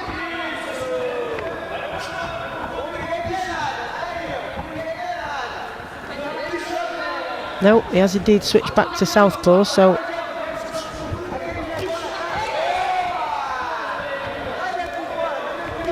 really interesting, these two, because for this weight category, unusual to have southpaws, I guess, but certainly with all of this movement, he wobbled him there, didn't he? And he's got a real stern look about him, hasn't he? Yeah. Ramos de Silva, as if he knows exactly what's going to happen and you don't. And it's okay, because it's coming. Certainly has that look about him.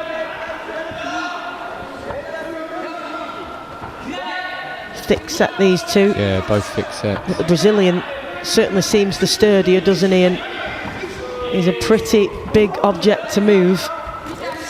You can see a little bit of reddening just beneath the right eye of Ju, who ships another one right on that spot from the Brazilian.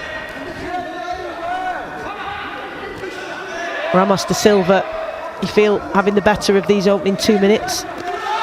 Again, another thudding shot, just catching Ju around the side of the head. Yeah, nice relaxed flow at the moment. Boxing really well, the Brazilian. You can tell they've got that flair about him usually, and he's another one who's got that. So it's yeah, it's really nice to see that rhythm. Even for a big guy, he can move. He does possess that power though as well, and you can see, as we've seen in prior contests, that Ju, who was happy to come forward, has been less so since he's felt the power in these shots from Ramos da Silva. Not deterred him fully though, just a little bit more cautious about how he comes through, but nice backhands landed from him there. Still very much in this. Plenty to play for in this opening round. Final few seconds.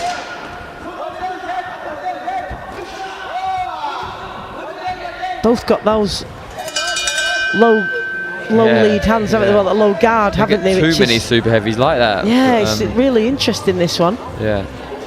Very, very relaxed Ramos da Silva, isn't he? Choosing to stand for now. And he's taken the nod from all 5 judges, and he is choosing to stand, and he's very, very relaxed in his body language and his whole demeanour. Really, really relaxed. Fair reflection, I'd say. Definitely, yeah. I really felt like he had the upper hand there. We see a little shot just making its way through from Young, but when da Silva landed, it really was significant. And even there, just with that lead hand that he just poked out as he stepped back, it still wobbled Young. Took him off the central axis. Round 2.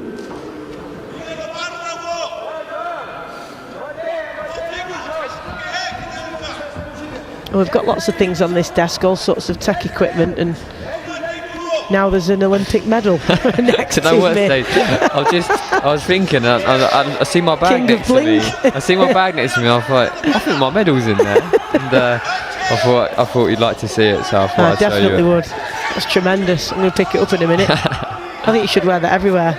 Doing the big shop, car washed a lot. I've never take it off. Look at the case. It's a sunglasses case. That's a great idea. Brilliant. Love it. Keeping it real as always.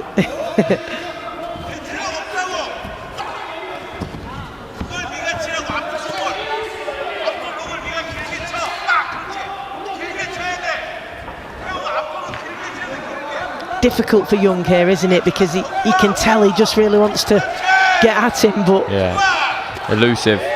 Yeah, he can be difficult to pin down, and if you get caught with a shot from the big men, you know about it. Can be an early night. Good work to the body there, and he really stepped in with that. Beautiful. Lovely work there from Ramos da Silva, and that technique of boxing within his body frame and really getting the turn on that torso. Really good stuff, the way he's delivering that Where backhand. the power comes from.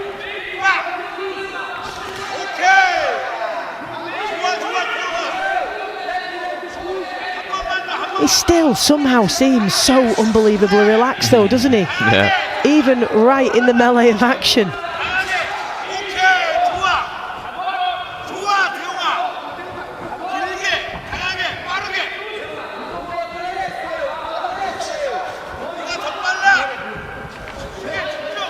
So nimble on his feet, isn't he, Ramos da Silva? Oh, lovely backhand again. And when he steps forward and decides to really come at Young, he's struggling to keep him off, isn't it?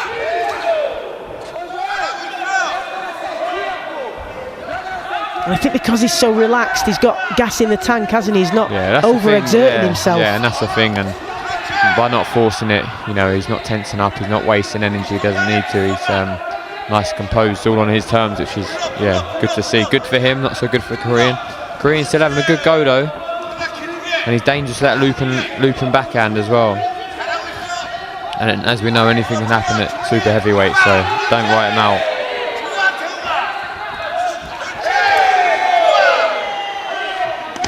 Last 30 seconds of this second round, and the referee issuing a standing count for the Korean. Beautiful shots there from the Brazilian.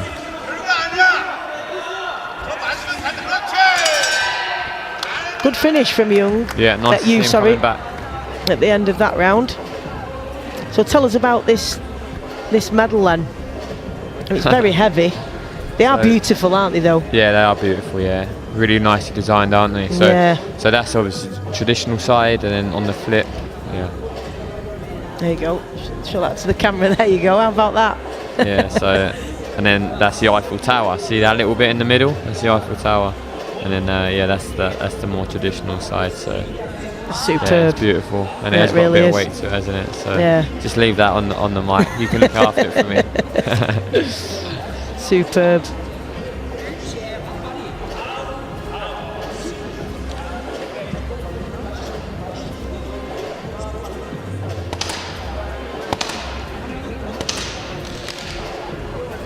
Photographer for this tournament, Andy, next to us there, just getting in on the Olympic medal action. Wonderful stuff.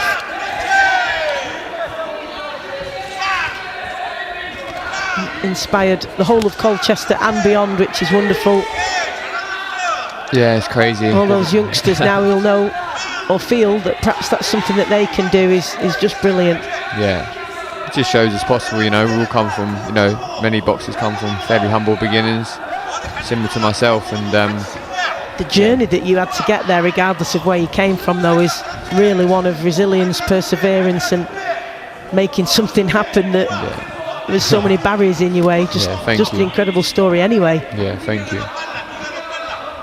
It's all about the journey those days, never the destination, but it was a nice destination, I must admit.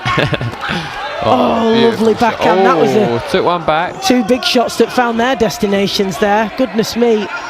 Big shots landed here from both boxers. A reminder, we've got Tang Ju of Korea in red, Joel Ramos da Silva of Brazil in blue. It's been an intriguing contest this, but Ramos da Silva really been in control from the off.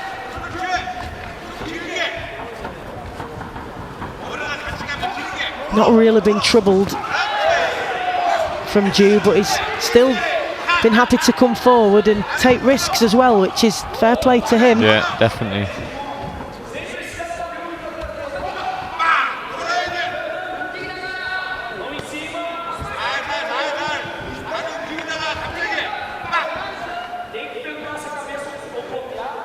He knows he doesn't have to get involved with anything here, really, Ramos da Silva. Just managing this final round. That's a good position to be in, rather than having to... Oh, he's caught him up against the ropes there with a couple of big shots, and Ju just having to gather himself after that. But yeah, it's a good position to be in this, in the semi-final. To know that you've got the work done in the opening 2 rounds. You don't have to take any massive risks or exert yourself too much. So that way you'll be able to have something in the tank for tomorrow, because it's always a mistake if people do that without making sure, though, isn't it, that they're thinking of the next day. You're not going to be there if you don't get the job done today. But yeah, it's always a fine line, you know, between making sure you get the job done but also thinking about tomorrow. But my own priority is always to get the task done for the day, which is get the win. And he's doing enough to do that for sure, Ramos da Silva. It's been a really good performance for him, but huge credit to Tang Ju, who's just kept coming forward despite the firepower coming back right down the pipe at him. And that was a really interesting one for us at ringside. Really enjoyed that one. Nice to see the big fellas, but the fitting strong, and showed a lot of skill.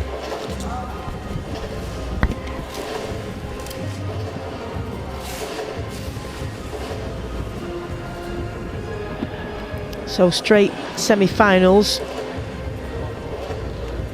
both of these contests. So Korea and Brazil in this semi-final. Next up we've got Italy and Germany to conclude today's proceedings in the other super heavyweight semi-final. Let's see who progresses in this first super heavyweight semi-final. Okay, ladies and gentlemen, bout number 67. After 3 rounds of boxing, we go to the scorecards, where your officials at ringside score a unanimous decision victory in favour of your winner and boxing out of the blue corner, representing Brazil, it's Joel Ramos da Silva. So the Brazilian Joel Ramos da Silva has his hand raised in victory, which indicates that he shall be in tomorrow's final. Who will he face? Italy and Germany contest the other semi-final in the super heavyweight division, and that is up next, and that will be our final contest for today, and then we can begin to look ahead and look forward to some really mouth-watering contests in the finals tomorrow.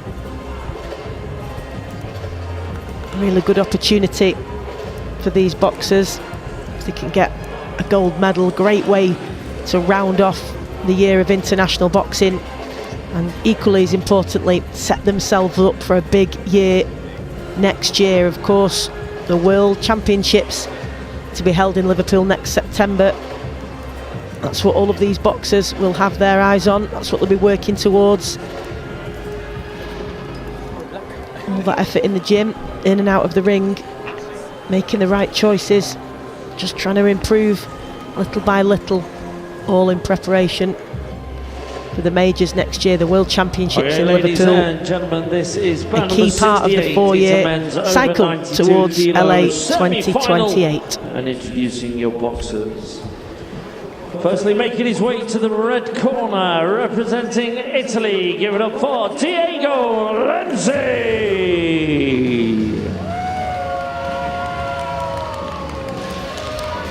So we have one super heavyweight ticket booked to the final. That's in the form of Joel Ramos da Silva of Brazil, who we just saw in good form, overcoming the Korean. But here we have Italy and Germany. Diego Lenzi in red,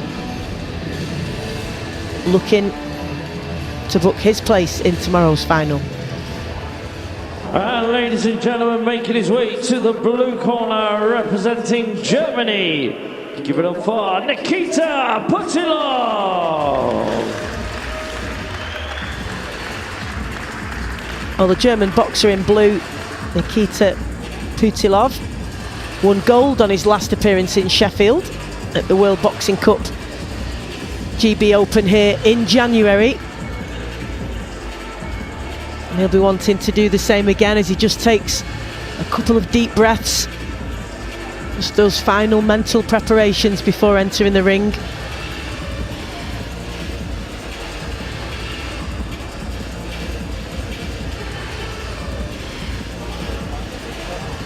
And ladies and gentlemen, your officials at ringside. Judge 1 representing Great Britain, Judge 2 representing the Netherlands, Judge 3 representing Stacey, I'm really looking forward to this fight.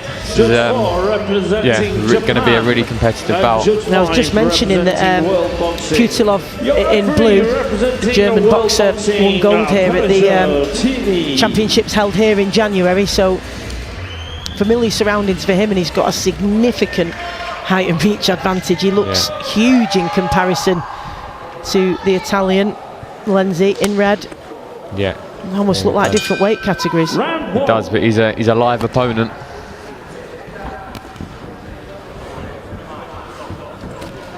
Falls really quiet in here, as can sometimes be the case. People are just absorbed in the action. But I'm sure once it catches fire. The Italian was in Paris at the games with me. I believe he beat the American and then lost in his might have been his quarter-final bout, but very dangerous, very strong. But yeah, I've seen the German box as well, and he's fantastic to watch. Only young as well, but very athletic, very strong. I thought that coming into this one, just really difficult to call because they both have different attributes, and goodness me, just seeing that backhand powering through, rocking back the head of Putilov, and that is exactly what Lewis was talking about, that real firepower, and he covered that distance very quickly to get that backhand off, didn't he? Yeah, really impressive. Nice and relaxed style in between, isn't he, as he just applies that front foot pressure, just gradually edging his way in, looking for the openings. And Putilov's got to be switched on to the power that Lenzi possesses, because that was an early indication of what he has in his locker. Is he just trying to flick out that jab, Putilov? He's got to be careful, Lewis, hasn't he, when he finds himself backed up to the ropes. Yeah, can't just leave his chin in the air like that. Yeah, give yourself space at all times to move back and around. And if he is going to be against the ropes, he's got to tuck up, hasn't he?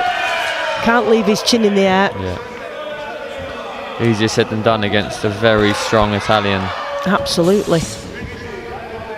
And this is where people often think automatically it's hugely advantageous to be the taller boxer with the longer reach, but it's not always the case. Yeah, and even more so at super heavyweight, because obviously they can be different weights. You can be really short and compact, but super heavy and strong and explosive. So you can sort of benefit even less in the super heavyweight division. Can be very deceiving sometimes, can't they? Body types, and some boxers can have an awful lot of weight in the legs, which is where they can generate all that power in the shots, of course.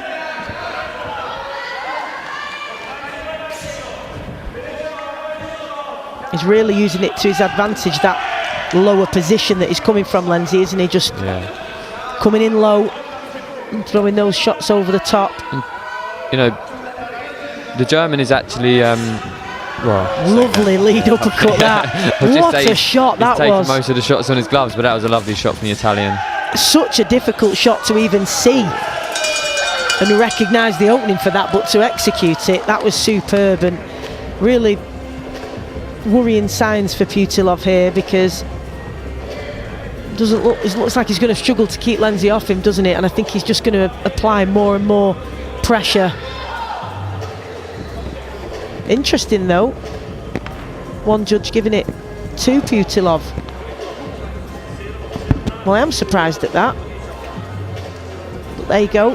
Perhaps they liked his work on the outside. Very difficult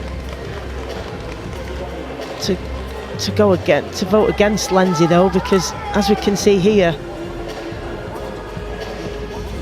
if you had to put a wager on who would get a knockout here, it wouldn't be Putilov at the minute, would it? When Lenzi comes forward, he looks like he's gonna cause some problems. Round 2. So 4-1 up after that first round is the man in red, Diego Lenzi of Italy. Putilov, the German, in blue, putting some good shots together there. That's better from him.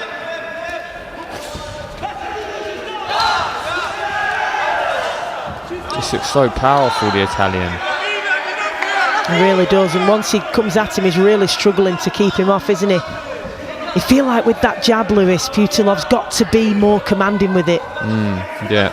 It's got to, in the very least, give Lenzi something to think about, or put him off his stride. Yeah. Even if it's not going to, it's not something he's going to feel like a ramrod, feel it down to his boots. It's got to at least take him out of his rhythm a little bit.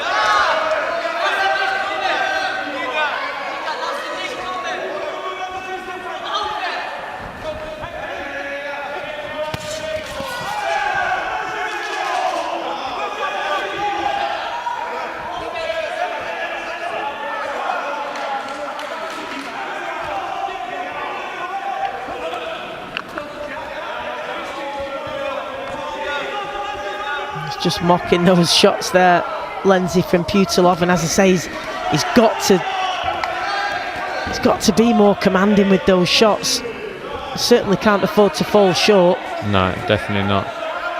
We just saw that again, 3 or 4 shots in succession, not even landed, and that's allowed Lindsay to just come powering forward, loading up with those big shots. He's done well to take these though, Putilov, because some of these have been really heavy. He's a strong guy, a really good fighter himself. Just needs to get the back up there. He's back off the ropes here. Don't want to find himself here.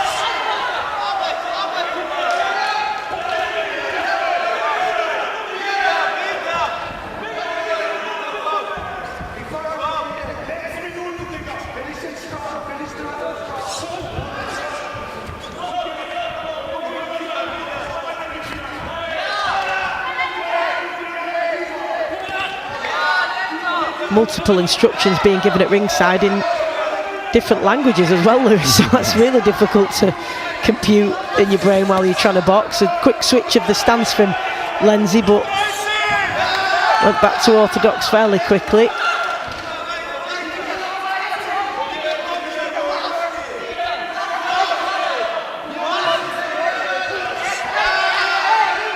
What would you be advising? Oh, goodness me. Just going to ask the question of what you'd advise Putilov to do, but I think that was a massive shot. It was literally swept him off his feet, that, didn't it? And yeah, I was about to ask what you think he should do differently, but I think obviously now we're going to take a look at that shot. Yeah, I think it was just too obvious to need to even ask that question then, because that's what we've just been talking about though, haven't we? There it was again, that pouring shot, and that's what we've just been talking about, that he can't afford to fall short. And it's a bit of a bow and arrow scenario, that, isn't it, where his backhand's just coming down and he just left himself wide open. Really nice. He's got to establish that jab if he's going to use it. It's got to be purposeful and meaningful. And as we saw there, by falling short and just throwing it and hitting thin air, left himself exposed and vulnerable, and Lindsay took advantage of that. And of course, up on all the judges' scorecards at the end of that second round, taking every single second here. Putilov in the corner, finally on his feet, and he's going to have to really be careful in this third round, Lewis. Yeah, he doesn't want to take any damage here. That's better with the jab, isn't it? Properly committing with it. Shots. And that way at least he doesn't allow Lindsay just to saunter forward and lay into him. So that was better from Putilov, but he's going to have to maintain that throughout the entire round.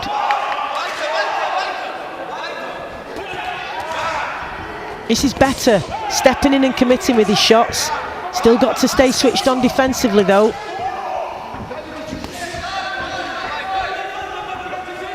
Just leaves himself wide open at times, Lewis, doesn't he? Yeah, just you know, that right hand, especially for the dangerous Italian's left hook. So yeah, oh, nearly well dodged. But again, that was just almost like a little switch off, because he'd been so focused and intense, and then just threw a random backhand and left himself open. Got to be more calculated when he launches his attacks.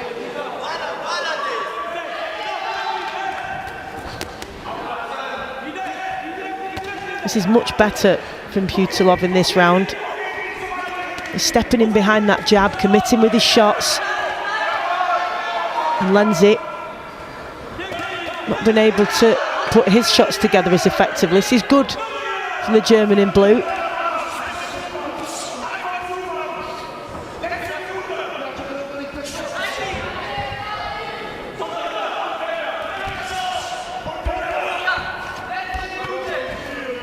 Really investing everything he can into these. Yeah, and it's good to shots, see, you know, Putilov. it shows that he's got a big heart. He's got a massive future ahead of him. He's a good fighter. I've seen him before over the last year or so, and bags of potential. Yeah, just Italian. He just outmanned him a little bit, you know, showed his age, his experience. Obviously got that Olympic status as well. Looks tired though, Lindsay, doesn't he? Yeah, put a lot into the first 2 rounds. Exactly. And being a big guy like himself, I'm sure that lactic acid will build up. A lot of oxygen needed for those muscles, aren't there? Got some biceps on him, that's for sure.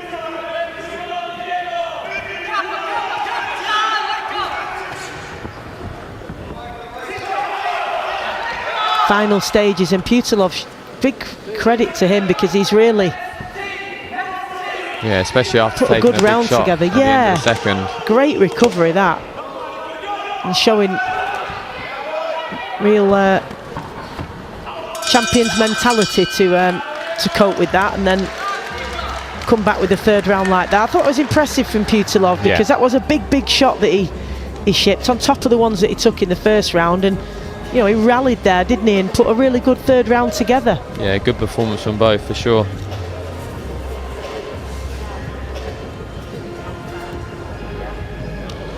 Tucking up better there as well, with his hands just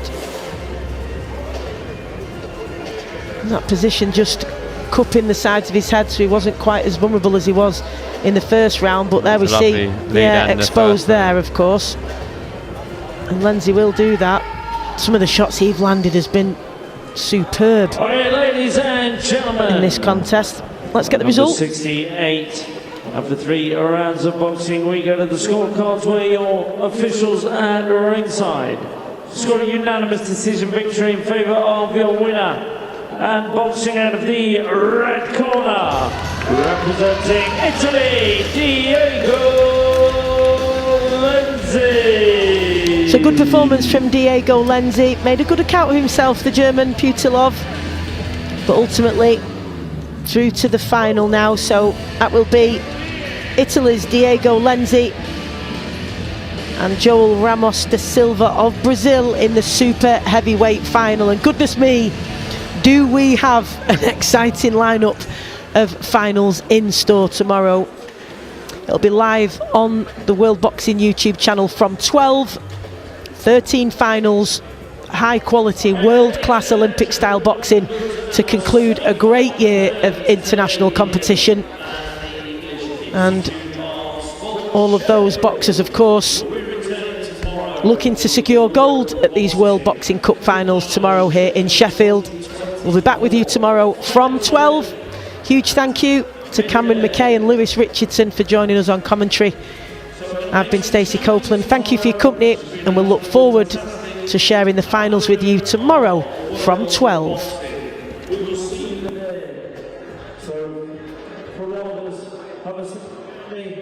Have a safe journey, and we will see you tomorrow. Thank you.